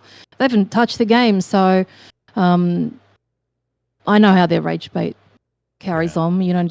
See the tales of Kenzera, the horrible thing that happened with that. So I already know what people like already. So I try not to pay attention and get into it, but it's a bit difficult when people are just fueled by anger and racism and all that sort of stuff. But creators have to be responsible. I'm not talking about him, but creators have to be responsible with their thumbnails and stuff, because even though their reviews or their opinions might not be inflammatory, their thumbnail alone is enough for the algorithm to sort of notice. Yeah, and I'm guilty of it tonight. For sure. People play the algorithm all the time. It's a game, where all of a sudden you see things like, for example, there's a great game out there, right? Like, it just got released. Everyone's talking about it. And you'll see a review title that says, I don't know, I'll just make up a game. Call of Duty Black Ops 6. Does it suck? Right. Yeah. And then all of a sudden you're like, that son of a brr. And then someone like rage clicks it with like, with a sledgehammer, and then they go on to there, and then I'm like, and then all of a sudden you listen about 4 minutes into, like, and the game is actually quite good, and blah blah blah blah, and I'm like, why would you put that in the title? And it's just to get that engagement, right? It's silly. I mean, but the script. The script is, this game sucks. The second script is, I was wrong about this game, and the third part is, I'm reviewing this game. Oh my gosh. Right. That's what true. She's got it. She's nailed it down to a T. I can tell you who does that perfectly, but I won't. Yeah. Thanks, David Weinhold. Appreciate it. I said all that, but thank you. I said exactly all of that, but thank you. I appreciate it. Except for the first part of your sentence didn't make any sense. I am a content creator. I try to create content every week, and most of the stuff I experience in gaming is super positive, so I like to be excited about stuff or talk about, like, hey, I'm playing this game. I discovered it's amazing. You should check it out too. And some content creators that I really, really respect have gotten a lot of traction lately off of, this is horrible, it's over, they're cooked. Legendary Drops is like a new one of my new favorite content creators who this guy can speak for 25 minutes and he's done so much research. It's like it's pouring out of his cranium.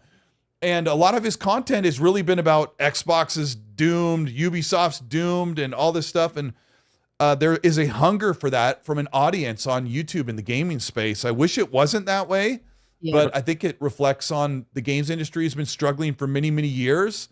And it seems every once in a while we get one of those gems when I feel like a generation ago, gems just came out so often that all the non-great games kind of just fade in the distance and they became, hey, this is a hidden gem.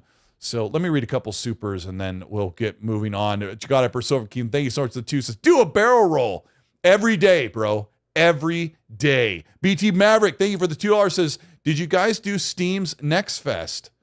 No, I don't even know what that is, but I don't even know what that is. We're going to have to look it now. You're going to make me look it up now, He's Maverick. He's going to Google it. Game Seeker, my good friend with a Canadian $10 super chat. We talked for hours the other night. Great guy. He says, there's talk of Batman Arkham Shadow VR being game of the year. Thoughts? Anyone on the panel played it? No, John Linneman gushed about it today on their podcast for Digital Foundry. He said the way you punch people just feels so impactful. The game and the lighting and the immersion. He said you could see your cape in your shadow in front of you. So it's like the real Batman is being cast in front of you. I don't like VR and I'm not really into it, but Epic, what do you think about Batman Arkham Shadow? What? I haven't seen anything about it.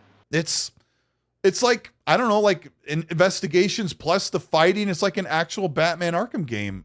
I haven't watched it because it's VR, but I'll put that on my list, my big list for Game of the Year awards, which is that again. Every year I do that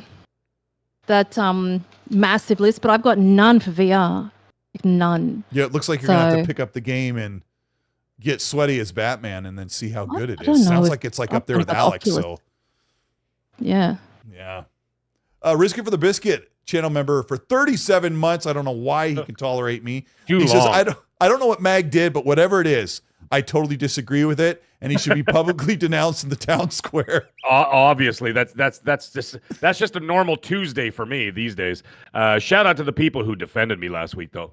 I know who you are. It was wonderful. By the way, Yulfurin's Quest. I don't know that that's how you say his name, but he said Mag for president, risk it for the biscuit for the first lady. I agree with that. For the first lady. Yeah, I mean, you want some diversity and inclusion. Funny. Then we've got Risk It is represented as the first lady.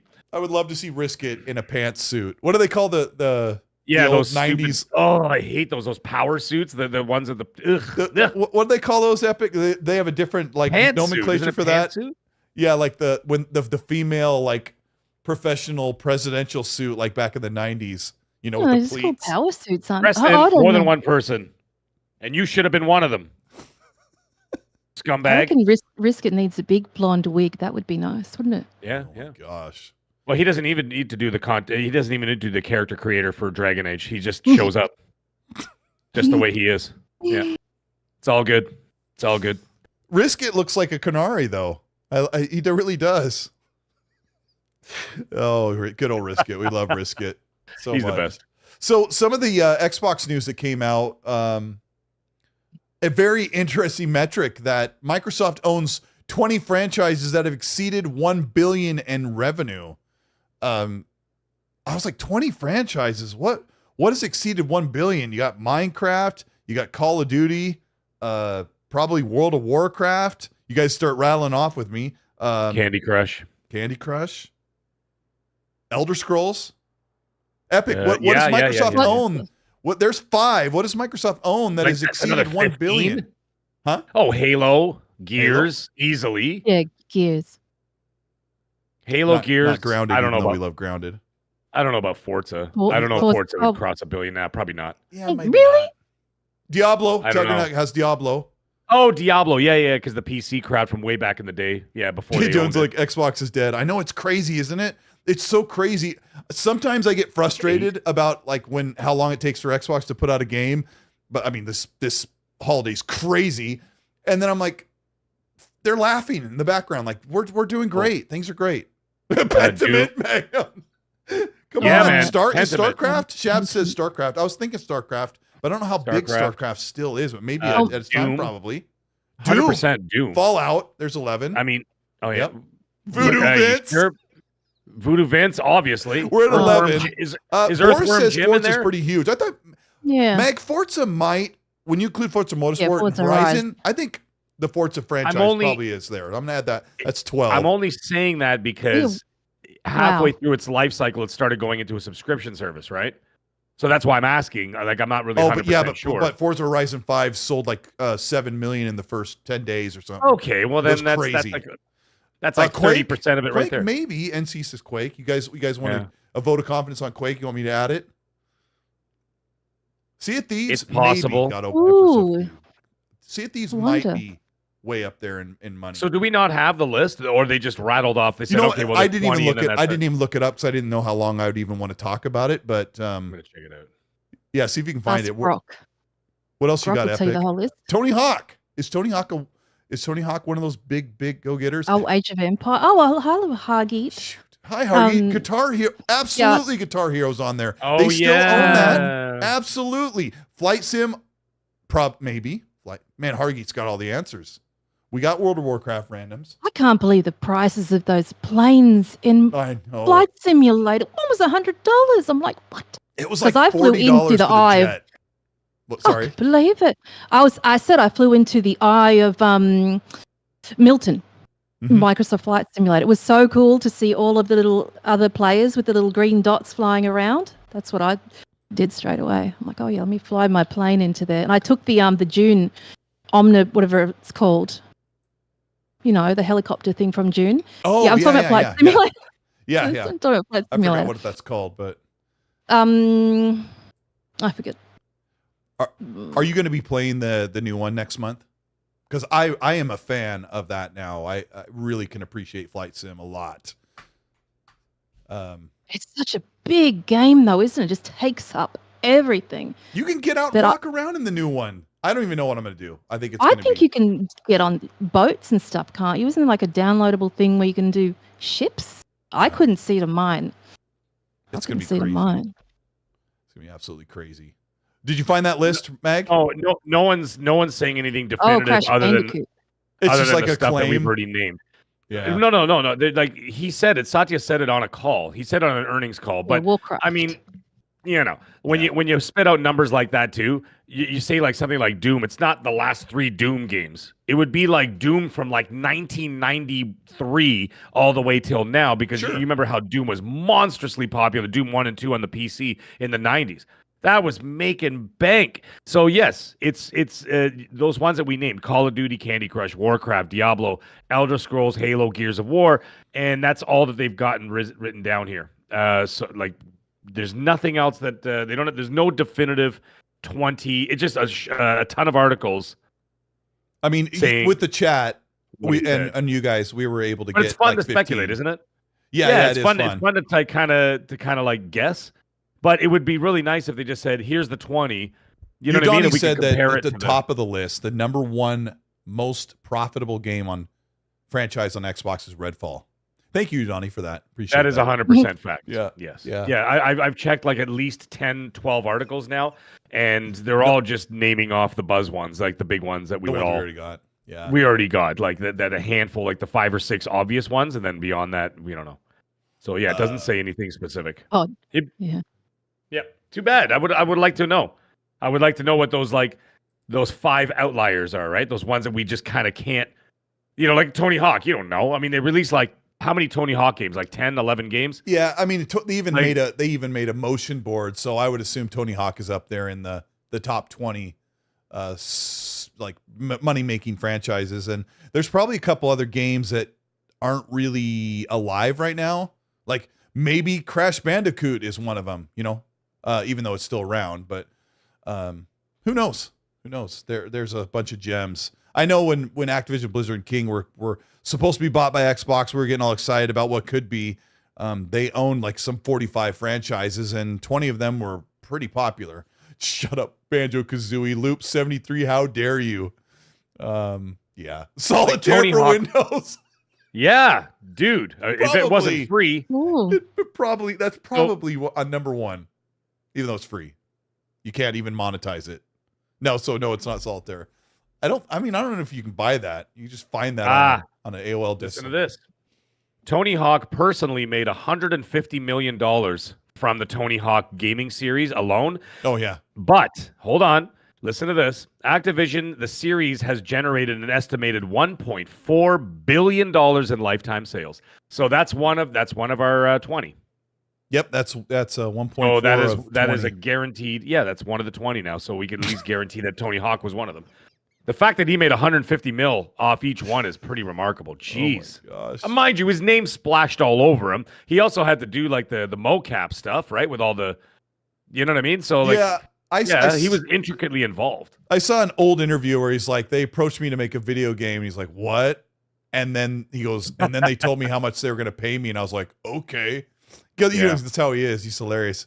We got skater dude, man. He's a skater dude. Steven, Xbox gamer. You talked to Steven Mewtwo on Xbox Live. You said, yeah, we were. Okay. Well, we were playing on Friday night as part of the Xbox community game night. He always hits me up when I was in a party chat with my kid the other day, and he's like, "You want to party up?" And I was like, "We were playing around a Fortnite." Steven, Xbox gamer. Thank you so much for the $2. Says, you think Forza Horizon 6 will be revealed after Forza Horizon 4 is delisted? No, I think that I thought that game was going to come out this year, but I'm thinking probably this coming year, next year. Sorry. Yes, I forgot we're at the end of the year. I thought this game was going to come out 24, but maybe it's 25. So that's when I think they'll announce it. I don't think it has anything to do with the delisting of Forza Horizon 4 because that's like almost delisted by December or something. No, they will reveal Forza Horizon 6 at the showcase event on June. It'll this be year next or year. whatever. Yeah, next year, I think. Senior Bean, thank you so much for the $2. Says, you didn't like Dragon Age Veilguard, Colt? What games do you like? I think the game hasn't come out yet. No, I haven't had a chance to play it. I am really, really okay. I'm okay with the funky art style. It's weird because the other three were realistic for their time. But I still think it looks really nice, and I think the combat looks phenomenal. So I hope I love the game. And I'm just waiting a little bit. Like Epic, I'm waiting because I have kind of a 3-prong approach. A close personal friend is playing it. I hear their opinion. A couple of my reviewers I really like. And then I do use that Open Critic score. I use all 3 of those together to pull those little strings. And then I kind of go, should I or shouldn't I? Because $70 is a lot of money. Unless you're Mag, he's rich. I'm not. Why do people keep saying that? Because your life savings is on cabinets. Everybody sees the arcade. Come on, man. There's guys who have like 4090s out there like, my rig is like $7,000. Yeah, oh my gosh. Well, speaking of games that I don't like, because StarCraft. What's that? I said so they could play StarCraft on their $7,000 rig. Yes, yeah. Or going off the title of the vid. Sorry, Senor. The disaster is the review situation right now, where it's getting high marks. 84 is super good score, but there are big prominent creators or reviewers who are like, I don't like the game at all. One person reached out to me and said, I hate the game. I'm like, oh man, that sucks. And so that's somebody personally I know that I would like to know their opinion. And so Happy Bomb says your thumbnail is misleading. Yeah, it's a disaster right now, especially with what's going on personally with one content creator. This should be a time to celebrate a new game. Here's my speech. Barring all that, I really needed BioWare to have a major W right now, because I want Veilguard to do really well. I want BioWare to have their redemption story. And I really, really want them to absolutely cook with the next Mass Effect. I want them to be in their zone. We got Veilguard. That's great. Now we know, we've learned lessons. We're ready. We're even better for Mass Effect. That's super important to me. So yeah, but it's kind of been a disaster day with those scores coming in. And I think it's going to settle in a high 80. Is it a disaster or is it not a disaster? It wasn't, train wreck, game on fire, garbage or anything like that. So yeah, I don't know. And I'm interested to know how many of the people that gave it amazing reviews if they played the other ones or not, because coming into it new, they've got nothing to gauge it against, really. They don't know how dark the other ones were. So, oh yeah, it's happy, fun, lovely, thumbs up. But they might not know or play the other ones because they were a long time ago. Yeah. So, I don't know. From what I saw from Skill Up, in comparison, it's very different. So, not necessarily a bad thing. For people just coming into gaming in the last 5 years or whatever, but yeah, maybe that's why. Maybe that's why there's such a great divide. I'm not sure. Yeah, it is weird. There was one outlet, Eurogamer, said the opening set piece in Dragon Age Veilguard was so amazing that it could have been like the end of the game, and it was better than the suicide run at the end of Mass Effect 2. And I'm like, that's pretty high praise. Serve ACG did not get a copy of the game for review, so we'll have to wait for him. And and a lot of people say I trust certain, like he said, I trust ACG the most. I trust ACG a lot, but with Skill Up and ACG, sometimes they like Skill Up. I really liked his stuff, but Skill Up did not like Assassin's Creed Valhalla, and I ended up really enjoying it. So yeah, it's just it's one part of an approach. So if it can get you to where you buy the game, you end up liking it, then I think you're probably okay. But yeah, it is weird. It is a very polarizing thing. And the initial 50 reviews came in really high. So I think the game's going to settle in at a low 80. So probably maybe 81, 82, maybe 84 like it is. I don't know, but I think there are going to be some people that didn't get the review code that maybe they're not even on Metacritic, so it won't matter. So we don't know, but the polarizing reviews are always kind of weird. I also trust, believe it or not, some people don't like him or whatever else. I actually trust Angry Joe as well, and the reason why is because he plays the game, buys it himself. By the way, he doesn't accept free copies from the studios or from the developers. He buys the game and he'll review the game 3 weeks to a month after the game is out. So he'll actually put in real time in the game and really put it through its paces, and then about 3 weeks 3 weeks later or so he'll do his review. And so I like that sort of comprehensive deep dive into the game, as opposed to what some people have been accused of, especially from some of the bigger sites, where they're like, dude only played 8 hours, didn't even finish the campaign, and already the review was out on one of those sites, right? So yeah, so like I kind of trust that too. So I'm interested to see what he's got to say. I mean, for me, there was no rush to buy this game anyway. And judging by your poll, it looked like, I think it was like 76% said they weren't buying it anyhow. So I know. I mean, people are mad. Like, why are you saying it's a disaster, or why is this such a mess? But then the majority of you here watching are like, I don't want to play the game. But the majority of the reviewers are telling you it's incredibly great. So that is the very definition of polarizing. I changed the title of the podcast because I like the constructive criticism and I appreciate it. I can learn something from it. So it's going to be a very interesting week coming up, dude.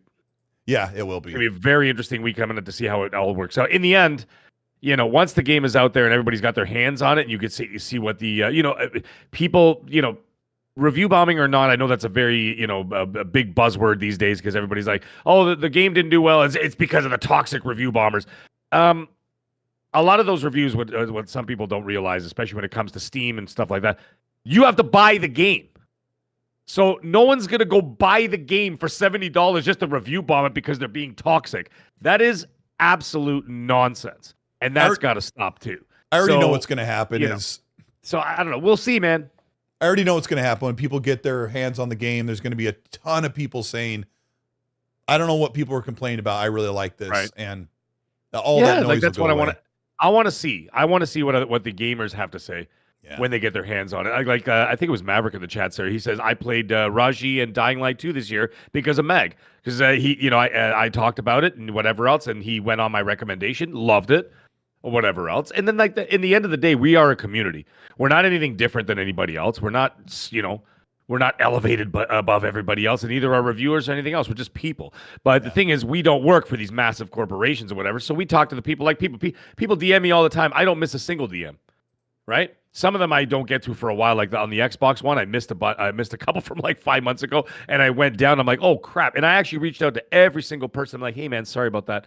But when we talk about games and things like that, we're just talking about that person to person, right? Man, woman, or child, it doesn't make a difference. And we just talk and say, hey man, I really enjoyed this, or I didn't enjoy this, or whatever. And that's at the end of the day. I know it's all our hard-earned money that we have to sort of, be on guard, especially these days. Inflation is up. Cost of living is like triple what it was a couple of years ago. Money's tight for a lot of people. I know people who are saying, man, I would have been rich now if I was, making this kind of money 3 years ago. Now I can barely keep my head above water with the same salary that would have put me in a different tax bracket and whatever else, right? So when it comes to video gaming getting even more expensive, right? You got $700 US PS5 Pros coming. If you think that like another Xbox or another PlayStation 6 is going to be under $800, you're lying to yourself. Yep. So it's going to be, you're going to be looking at creeping up to $1,000. So people need to have that validation. And that's why they're like, listen, man, I'm not going out there and buying every game on earth. And that's why there's a lot of hesitation these days. And then the numbers are down because people aren't just blindly buying anymore because they're being more cautious. Yeah. Right. And so that's part of the equation, too, that a lot of people are sort of not putting into the equation. You know what I mean? Like putting it as a factor is that people are cautious because everything is getting more expensive. So anyways, whatever. I have a question for you, Epic. And this will expose you. It's a very personal question. What is the review score out of 10 that is your threshold where you're like, I'm not paying $70? Well, it's about 110 for me. Oh yeah, I'm sorry. Yeah, it hurts. Yeah. What's the number that keeps you from? I'm not buying that game at full price. 7. 7. Yikes! I think that's mine too. Yeah. So why is a 7 your? I'm not paying full price. That's 7 is I'll wait till it's on special. That's what it is to me. You know what I'd like to do? I like to go to the reviewers' score, like the critics' scores, and I'll read the lowest one, and then I'll get the. So I buy and then on I'll Amazon. go up 2. I'll go up 2 because they're the BSers, and then usually you get your truth tellers in that one. And then I'll go, okay, are they telling the truth or not? But you go for the worst first, huh? Well, I read their little blurb, but I don't read the whole review. So I'll ignore the last 2, and then I'll go up, and then they'll say exactly what's wrong with it. I don't read the first ones, 100% ones, 100, lowest, 100 out of 100. Yeah, no. The lowest ones, but not the lowest of the lowest, not the engagement ones. Okay. So I find them to be the truth tellers. So and then, Sorry, keep going. Sometimes user scores are okay unless you know that game's got heat for whatever reason, like Starfield, like Redfall, etc. Then I wouldn't even pay attention to it, even though Redfall deserved it. But anyway, sometimes user score is good, but I'm talking about Metacritic though only. I'm not talking about the Steam one. I don't trust anybody really. So you think that if they nuked all of the 1s and 2s and all the 10s, the truth is right in there. Yes, spot. You're right. Perfect. That's funny. Exactly that's how true. I buy stuff on Amazon. I'm like, oh, it's like a 4.5 stars or 4.75 stars, and I'm like, time to read a couple of 2s and 4s first to see if there's something wrong with the power on it, or if it's gonna electrocute my dog. Exactly. That's interesting. Okay, let me grab a couple supers here. There's just one more left. We got Boner Jams. Thank you so much for the $5 super. Says, saw Megatron on the new Dental Dam advertisements. This is why I love him. Practice safe. Ciao all the time. Good to see you, Colt. And Treasure Epic. He says hi to Epic Treasure. Thank you. Hello. We have, this is a funny one. The Helldivers 2 lead at Arrowhead Studios said, hey, we'd love to put Helldivers on Xbox, but that's really up for PlayStation and Phil Spencer to duke it out. Those were his words. I already own it on Steam, but Epic, did you play Helldivers 2? Were you part of the trendy squad at the beginning of the year? I didn't get time to play it. So I don't know anything about it. I have a code for it, but I just haven't used it. Oh, really? I know. I didn't get around to it. I don't know how many people are still playing it, but Yeah. why would he? I mean, I know people are asking, why don't you bring it to Xbox? It's strange to say why. Maybe it's because Xbox has kind of brought some of their games over, but why would they do this? Why would they bring Helldivers 2 to Xbox? Is there any good reason? God, I wouldn't. I mean, I wouldn't complain, but I don't know. It's the same reason why Xbox ones would go to PlayStation, like Halo. There you go, Preston. Halo. There you go. Isn't Halo doing? Yes, Helldivers mode in HAL launch. Like, I saw something about that, Preston. I heard it was really good, Preston. Yeah, what do you know about this HAL launch mode or HAL? I don't know mode? anything. Mag, do you know? You come on a drop pods, I'm pretty sure. Was it something that someone made in Forge? Or was it something that can't be something that Halo Studios made? You know anything about it? No, I don't. No, they didn't make that. Forged. Yeah, it would have to be Forge. It was nothing that was created by Halo Studios. Excuse me. Yeah, it's wild, isn't it? Yeah. Because I was about to say 343, but no, it wasn't something by that. Helldivers 2, by the way, still doing pretty good right now. There's currently almost 42,000 concurrent players playing right now in this region anyway. So it's doing well. It wasn't my game. I thought it was mediocre. I thought it was repetitive. I thought it was repetitive and mediocre. It was very repetitive. It was just to the point where I'm like, all right, I've seen everything. In a matter of like 10 hours, I've seen everything the game had to offer. Right? So at that point, and not even 10 hours. I mean, that was 10 hours of playing like a lot of the same. Like 8 matches for me, and I was like, I just don't want to play anymore. The planets looked all the same. It looked all the same and whatever. I mean, it wasn't supposed to be a huge, massive AAA thing. Isn't it is considered a AA game? Because I think it was, right? Is it considered a AA or is it? I don't know if the chat might know it. It's really the only live service game that SEI has landed with. It's their only success story. It's been pretty rough for them with live service games and Helldivers was really great, but some of their other stuff hasn't really landed. I don't think there's any reason for them to bring it onto Xbox other than to make extra money, but I think PlayStation probably makes more money selling PlayStation 5s that you have to have than you can bring that over. But another game that is coming probably by Christmas, I think, would be Black Myth Wukong, which makes a good... You think it'll be that fast by this Christmas, you think? The ESRB rating was applied for a couple of weeks ago or a week ago, and typically 4 to 6 weeks for that to actually become a reality is the best guesstimation from people. So some people are thinking that at the Game Awards, at the Keighley Awards in December, that Black Myth Wukong would get its Xbox reveal or Xbox announcement.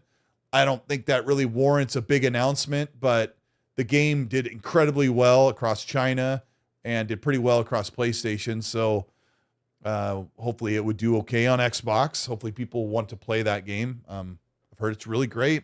I don't play those Souls games like that, but Epic, did you play Black Myth Wukong, or you're into those games? I was going to play day one, but then I got caught up with other games. I thought, no, just wait till it come on Xbox. Yeah, maybe. So I don't know. I'm one of those hype type of people. Once a game comes out, I'll grab it, and then once it starts to die off, then I'm not so motivated. I'm just such a sucker, aren't I? It's the same with like World of Warcraft trailers. They just to play the music, and then I'm like, yes, please, I want to do that. But I'm a big sucker for hype. How long have you been playing World of Warcraft? I've played it for a long time. I was playing like 16 hours a day. Sick, very sick. So I had to go cold turkey off that. I was a warlock. I had a friend from high school who was like, he was talking about how it ruined his life. And I said, this was that like short time when I wasn't gaming. And I said, why don't you just stop playing? He goes, oh. Raids, you can't. It's like, I could never do that. I thought, what? I was playing with the dude that had a heart attack and then came back to continue the raid. Yeah, serious business. Raids like, are... Yep. Yikes. For real. Wow, I don't know. But hey, that was it's one of those back- 20 billion franchises, right?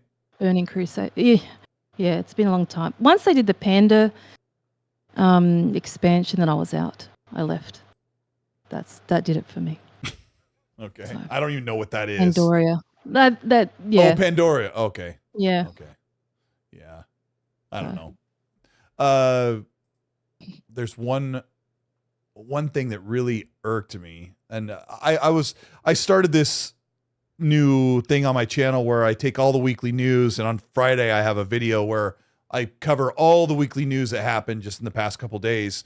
And one of them that really bothered me was the announcement that PlayStation tried to, and I'm going to say this exactly how it is, they tried to lock Crimson Desert away from the Xbox platform by making it exclusive to PlayStation and making some sort of angled deal on PC. Pearl Abyss is a South Korean studio, if I remember this correctly. And Crimson Desert's that open world. Yeah, you and I have been desperately waiting for that. I saw the first part. I'm like, first trailer. It's been so long, and I'm like, that is me. Give me this damn game. And then it just disappeared for a while, and now here we are. So yeah, like a month ago, they did that amazing. 1 hour, like almost a continuous gameplay clip of him riding with his horse, jumping off like Zelda style and turning into a crow, just beating the crap out of enemies and destructible environments, and it just looks like just looks so chewy and gooey and goodness. And PlayStation tried to money hat it, and Pearl Abyss said, "Nah, we're good. We want to self-publish," which I think some of the exclusivity Umber is also pumped. I was going to say super hyped for Crimson Desert. Yes, Umbra. You know, the interesting Umbra thing is about too? it, Yeah. Yes. Yeah, well, I am too. And the thing is, in the post. when you put up a 2-hour gameplay video, you've got confidence in your game. Right? And they put up a massive video. I mean, it's like a bloody movie. It's like watching Braveheart. It's like holy mackerel. Like I thought like gameplay 5 minutes, 6 mints, couple of minutes. No, 2 hours. And the dialogue was so cool. Like the way the people talked and all that. It's just so cool. And I'm like, give these people the license to Lord of the Rings. What's that? 1 hour, not 2 hours. Excuse me. My apologies. Yeah, it was a 1 hour video. 50 but still, minutes, yeah. Sorry, 52 minutes, 33 seconds. My apologies. I thought it was 2 for some reason. But somebody's like, cancel Mag. He said double the time. I want a refund. Everybody gets canceled. Risk it. Me, everybody. Yeah.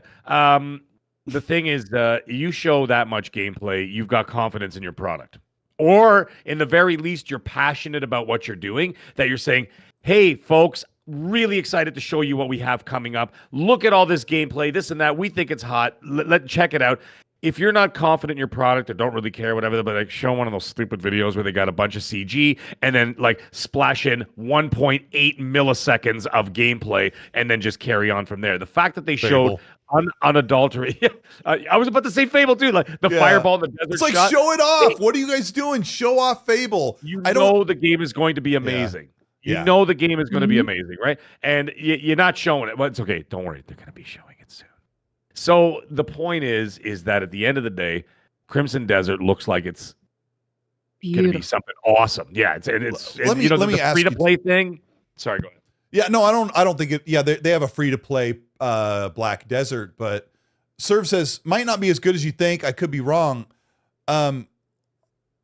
I want to disagree with your opinion. As funny as that is, I'm just joking around, Serve. But when I sit and watch 50 minutes of gameplay and I can feel it, like I can feel that I'm playing that. Holding the controller, exactly. I think Meg said it so well. Like they're not hiding anything. I think what you see is what you get. But you fight 20 enemies at a time. You roll around and you've got all these powers and it looks crazy. One thing they did do that's a little misleading is your character took so much damage and had unlimited health potions so they could keep the gameplay going. So maybe it's going to be brutally difficult, but from what we're seeing, I think sometimes when you show that much, it's like this could be a really good game. Services, did you play Black Desert? Yeah, that's the thing. Black Desert tries to be this big open world MMO, And when I try to play it, I'm like, what are we doing here? But this is like just a semi-open world, single player, narrative driven game. And that's something that Pearl Abyss must be really excited about, because fans are really like, when all the people in the comments are like, this looks fire. This is really good. So what are you expecting from it, Epic? What are you expecting from Crimson Desert? Everything from that trailer. I love my medieval looking RPG fantasy things all the time. I don't know. I didn't see much of did they show the character customization or anything like that? Because I love that. I'm assuming you play as that guy. I forgot his name. I covered it in a video. I think that's the person you play as. If it had custom, I would be even more excited. But yeah, true. I don't know how much you can fine tune your character to, like, its traits, etc. I don't know about that, which I love that. I'm not going to hold it against it though, but from what I've seen, the aesthetics of it are just beautiful. Mm-hmm. So it's like what I expected to see when I was watching Dragon's Dogma 2 trailers, and I was like, that looks a bit dated, and I was very excited for that. And then when I saw the trailer, I'm like, is this just them finishing off the rest of what they didn't get to complete in the first one? But yeah, this is right up my alley. So yeah, I'm excited. I think it speaks a lot to, like what we said at the beginning of the show. And if you're here, hit the like button. We're almost done, but it speaks to these big studios are really struggling to capture the attention of this generation of fans. John Linneman was really pointed today in his show. He said that his kids don't care about something like, well, I'll just add this in there. His kids don't care about something like Crimson Desert or the next big open world action adventure game. They just want to play their game, the game they come home to and live in. My kid comes home and he plays Minecraft, Roblox, or Fortnite. And those are the worlds he lives in with his friends. That's the game he plays. Like, he's on those games all the time. And I ask him all the time, hey, well, look at this big open world action adventure, this game. This looks amazing. What do you think? And he's like, because it's not that one big live service game. But I think the smaller studios, the AA's, are going to become the new champions. And AAA just really doesn't mean anything anymore. I think it's that AAA is going to be minimized going forward. I don't think publishers feel like they need to spend $300 or $200 million on a game unless you're Rockstar. Right, Meg? Unless you're Rockstar. They can do what they want. I guess that's equivalent to our, like, Mortal Kombat, I suppose. The kids coming home to playing Fortnite and stuff, and it's sort of similar to our generation playing Mortal Kombat, for example, every day. But I played like Alex Kidd in Miracle World. It was part of like built into the Sega Master System too. That was my first classic game. Best game ever. Best game of the 80s.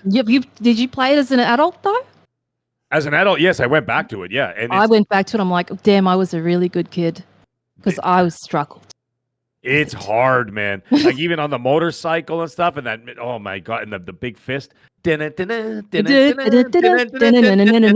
that song. Yeah, and, oh man, stuff. Yeah, it is a tough game. But my god, yeah, as kids, I was just like ripping through some of those games. I was like, yeah, no problem, whatever. But yeah, boy, we were younger and faster back then. Mag Lotus Esprit says, "Dress to Impress for life," and they are absolutely correct. My kids all play Dress to Impress. It's a Roblox game. You dress up your character according to the theme. You have 2 minutes to get into the correct thing, and you do the catwalk, and then you're voted on, and it's super, super addictive and super fun. Boris says Colt paints a dark future. Actually, I'm probably painting a very, very bright future where smaller studios become the new kings. Because if you go back to when we were young, like when you guys are talking about on the Sega and on even the PlayStation 1 and 2, those studios weren't gigantic multi-million-dollar studios. They just created incredible games and grew and grew and grew with the industry until I kind of feel like they outgrew the suit, and now there's just problems. But some of our favorite games right now are not $300 million juggernauts. They're just really amazing games from really, really talented people. Doesn't matter how much they cost to make. 2024 has shown us that like other parts of the world are starting to jump into the game and showing us that they can make games for smaller and they're better.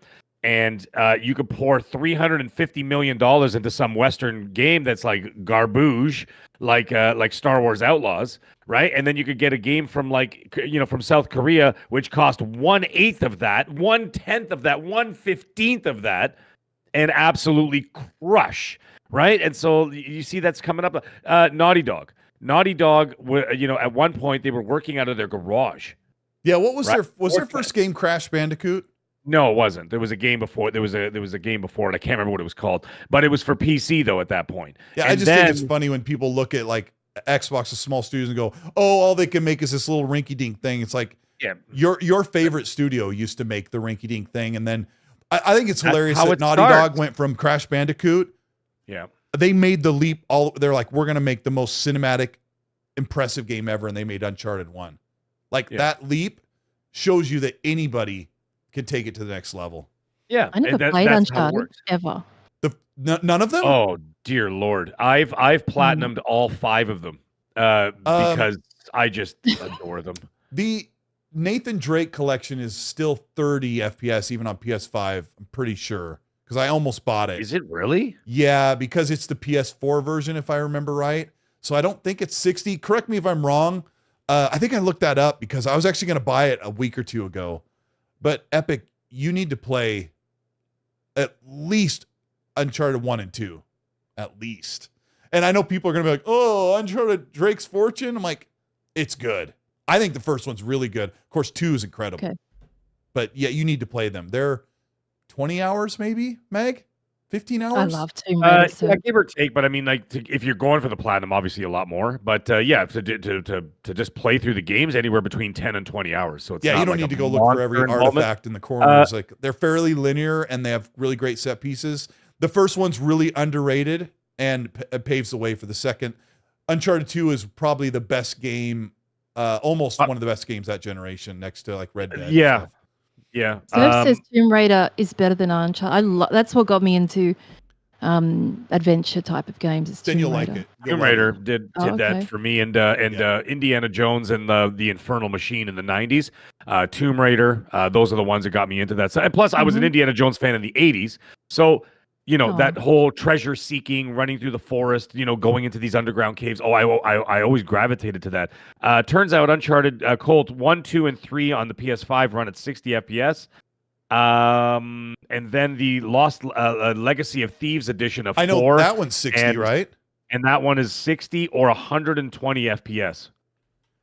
You looked at? I swear I looked that up because I would have bought it. Yeah, that's what it says here. Yeah. Okay. All right. I'll probably get it. Yeah. It's on PS Plus. You don't even have to buy it. It runs at 60 FPS on PS4. So. But I'm saying like you could if you play them on PS Plus for free. Magnum like not free. Excuse me, not for free. Magnum. What Magnum doesn't realize that the only games I played on the PS3 was the Uncharted trilogy and Infamous 1 and 2. Like I never even played. That was pretty much all I played. Bad? Were you very bad with Infamous? No, I'm always the good guy. You're the good guy? Always I was rancid at the end. Were you a bad Arthur Morgan, Epic? I'm bad in every game if I can be. We're going to have a talk offline about what bad Arthur Morgan is like, because I'm tempted to. I just finished replaying the game the second time, and I'm like, what if I think it would hurt my heart to play as a bad Marston or Arthur. I don't think I could do it. But the Infamous games, just a fun fact, if you want to get the platinum, you have to finish the story mode as a good guy, like all the way. You have to get to the farthest end of good guy, painful. And then you have to go back and play the story again as the most evil. Yeah. So you have to play as both in order to get the trophy. So the second time would be easier because you have to not worry about shocking civilians. No, you just go around and just absolutely decimate the entire city, right? It was kind of fun, yeah. Yeah, they need to bring that series back, or at least they need to remaster those. But yeah, like I would do anything for it. I mean, they did a sequel that was called Uncharted Second Son, and that game actually surprisingly holds up really well. It's gorgeous. For being like a 10-year-old game. I couldn't believe it. I played it on the PS5 and I was like, yo, how is this 10-year-old game still looking and playing absolutely incredible? But it is what it is. We need a sequel. Well, we need a sequel. That's what they can Infamous isn't done. BT Maverick says, Colt, you can play Uncharted 4 on PC. I already own it on PlayStation, and oh, okay, yeah. Dude, the other ones are available on PS Plus. I didn't love 4. 4 had way too much like climbing where it was like, are you seriously having me climb for 20 minutes straight? Like it was, and it did over and over. But I love the other ones. I thought there was too much exposition in that one. Like a lot. It's still of story. A good game. Still Great game. But the story, I'm like, ugh. More talking. Why is always talking? It's been an interesting show. Thank you guys for being here. I'd like to keep the show to 2 hours unless there's crazy stuff breaking around us. But Epic, it was really good having you here. I hope you had an okay time. I did. I had a great time. Thank you. And chat's been angels. But I wouldn't expect them to be naughty like some of the other ones. We do have a pretty stellar chat, and we've cultivated them and pruned them into the wonderful people. Now they're just amazing on their own, and there's really good people that call us out when we need it and are very supportive, and we appreciate you. Everybody, if you want to follow Epic Treasure on her channel and her Twitter social, it's in the description. You can go there, go to her Twitter, and there you'll get her YouTube channel, and you can check out her cool stuff that she's building, or her guides and stuff. So we appreciate everything. It's good having you here. I appreciate it. I don't even know what else to say. I'm just glad you're here. Meg, thanks so much. Let's when are we gonna? You and I are gonna have a community game night. Maybe possibly this Sunday. For some Call of Duty. And Meg and I will be on chat and we'll bring as many people as we can. We're gonna get in there and just make fun of each other, play some Call of Duty. I don't know what time it'll be for you, Epic. Probably like 14 in the morning or something. Something like that. Yeah. But yeah, we'll all have to get together. We got your YouTube channel in the chat. Thanks to you, Donna Quezada. Thank you for you, Donna Quezada and Happy Bomb for being the moderators. Actually, I think he sent a super chat a little while ago. Did you get to it? Let me see. Like a $2 super chat. I think it was a little while ago. Yeah, there it is. It disappeared on mine. I've got it right here. Yo, Donna Quezada, thank you so much for the $2 super chat. I owe you $2 now. He says, at the Mag Show just dropped his new channel in the chat. Is that the real one or was it the wrong one? Mine is there. It's there. Okay. But there's nothing there yet because I'm still waiting on the graphic designer's intro, outros, and artwork and stuff, right? So nice. Still waiting on some of that stuff. And then once that's good, I'm good to go. I mean, at that point, it's just my mouth that you know what I mean, that runs. So I'm not worried about that. The actual work. The actual work is that's easy. That's easy street. Yeah. Like talking on the mic and doing what we do. That's no problem. So, telling my thoughts and feelings. That's easy. Streaming, no problem. That stuff's fine. It's just the logistics of getting all that other stuff together. You know how it goes. So like I said, I want my intro, outro, and the apologizing. The apologizing is really difficult. And thank you guys. The apologizing is going to be amazing. Just wait to see how many apologies you get out of me on my channel. Yeah, if you'd like to be abused, the Mag Show is where you want to be. Oh, Christ, you're going to get abused. Absolutely abused. I appreciate you guys enduring the discussion about the Dragon Age stuff. My parting words are, cool. I cannot wait to get hands-on with that combat, so I hope I love the game. If I don't love the game... Are you buying it 100%? I mean, yeah, I guess. It's just like... Okay, I was just asking. I'm just asking. I mean, I haven't even made the decision, but I already know I'm going to buy it, so... I already know I'm going to play it. And I when people are like, I always laugh, Epic, when people go, I'm going to watch this movie. It better be good. It better be good while they're grabbing their popcorn. I'm like, it's like an $8 ticket. What do you mean it better be good? But, we have high expectations. Now tickets cost even more than that. But yeah. How much is a movie ticket for Americans?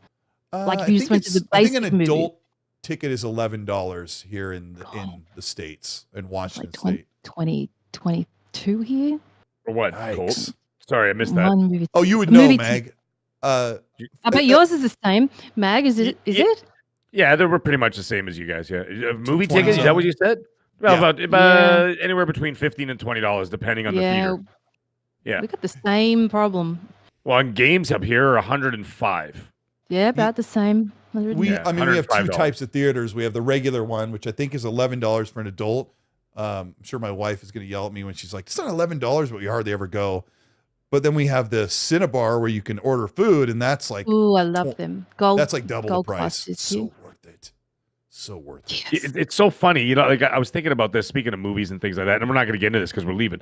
But you know, it's funny when people are like $700 for a console. What's coming there? And I'm like, guys, I took my kids to go see Beetlejuice. It cost me $160 for 91 minutes. Mm-hmm. What are we talking about? I take them to 4 movies. That's the price of a console, for crying out loud. One banana, $1. That's what they are these days. Yeah, roughly. Like, loaf of bread, on. like $5. Yeah, God, come exactly. Case of eggs is a case of eggs is a DLC now, for crying out loud. You know what I mean? I could buy Shattered Space for the same price as 12 eggs.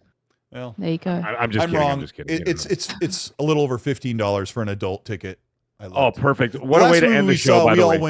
We all went to Beetlejuice, and it was over $100 for 4 of us. I think the 4 of us went. Yeah, it was 4 of us. 4 of us. We went, and for me about 160. And you know, if you do the exchange rate, it's about on par. By the way, just to end the show, and I'm so happy we ended this way, I see that Risk It for the Biscuit was timed out for the end of the show. So thank you very much. What a perfect ending. Colt, cut it now because we can't get any higher than this, buddy. He says, I'm back, and then you timed. I have the power. I can see that. Your Donnie timed him out, not me. Oh my gosh, you guys. Be nice to Risk It. He's the only one we have left. The rest have lost it. Epic, what are you going to be playing this week as we get out of here? What's the game? I'm going to play that Don't Scream one that I was talking about before, where you fail when your microphone's too loud. I'm going to play Silent Hill 2 still. All right. There's too many. And some Phasmophobia too, if they let me into it. I played it on PC before, but not on Xbox yet.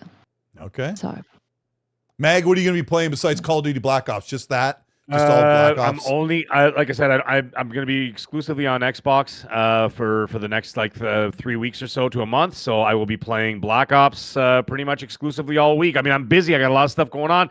We got Halloween on Thursday night, so obviously that's a no-go for gaming. You know what I mean? And then I'm having a huge Halloween party at my house the same night. Not going to work on Friday. And so doing all that, we're gonna have a big old party. So I think Call of Duty for the rest of the week. That's what we're gonna do. Do you have a Halloween costume? I'm working on something. Okay. I'm not. Epic, are you dressing up for Halloween? I'll be streaming on Halloween. Some horror thing. We don't really do it much here. A little bit in Australia, but not too much. I usually do it for live streams for fun, though. Yeah. My wife and I are going to dress up as I'm going to be Burt Macklin from Parks and Rec, and she's going to be Janet Snakehole. If anybody knows that, it's kind of a goofy. We dress up every year. She at this age, she's like, I make you dress up, but we end up having fun. So, all right, guys, we're going to get out of here. Thank you so much. Epic, appreciate you so much. Everybody follow her. Everybody on Mag's show, the Mag Show, subscribe to him. Block him on Twitter. You guys have block a good me night. on Twitter. Everybody, have a great night, everyone. Happy Halloween. Be safe out there. Happy Halloween. Yeah. Check your candy for syringes. Have a good one. We're out of here. That's an 80s reference.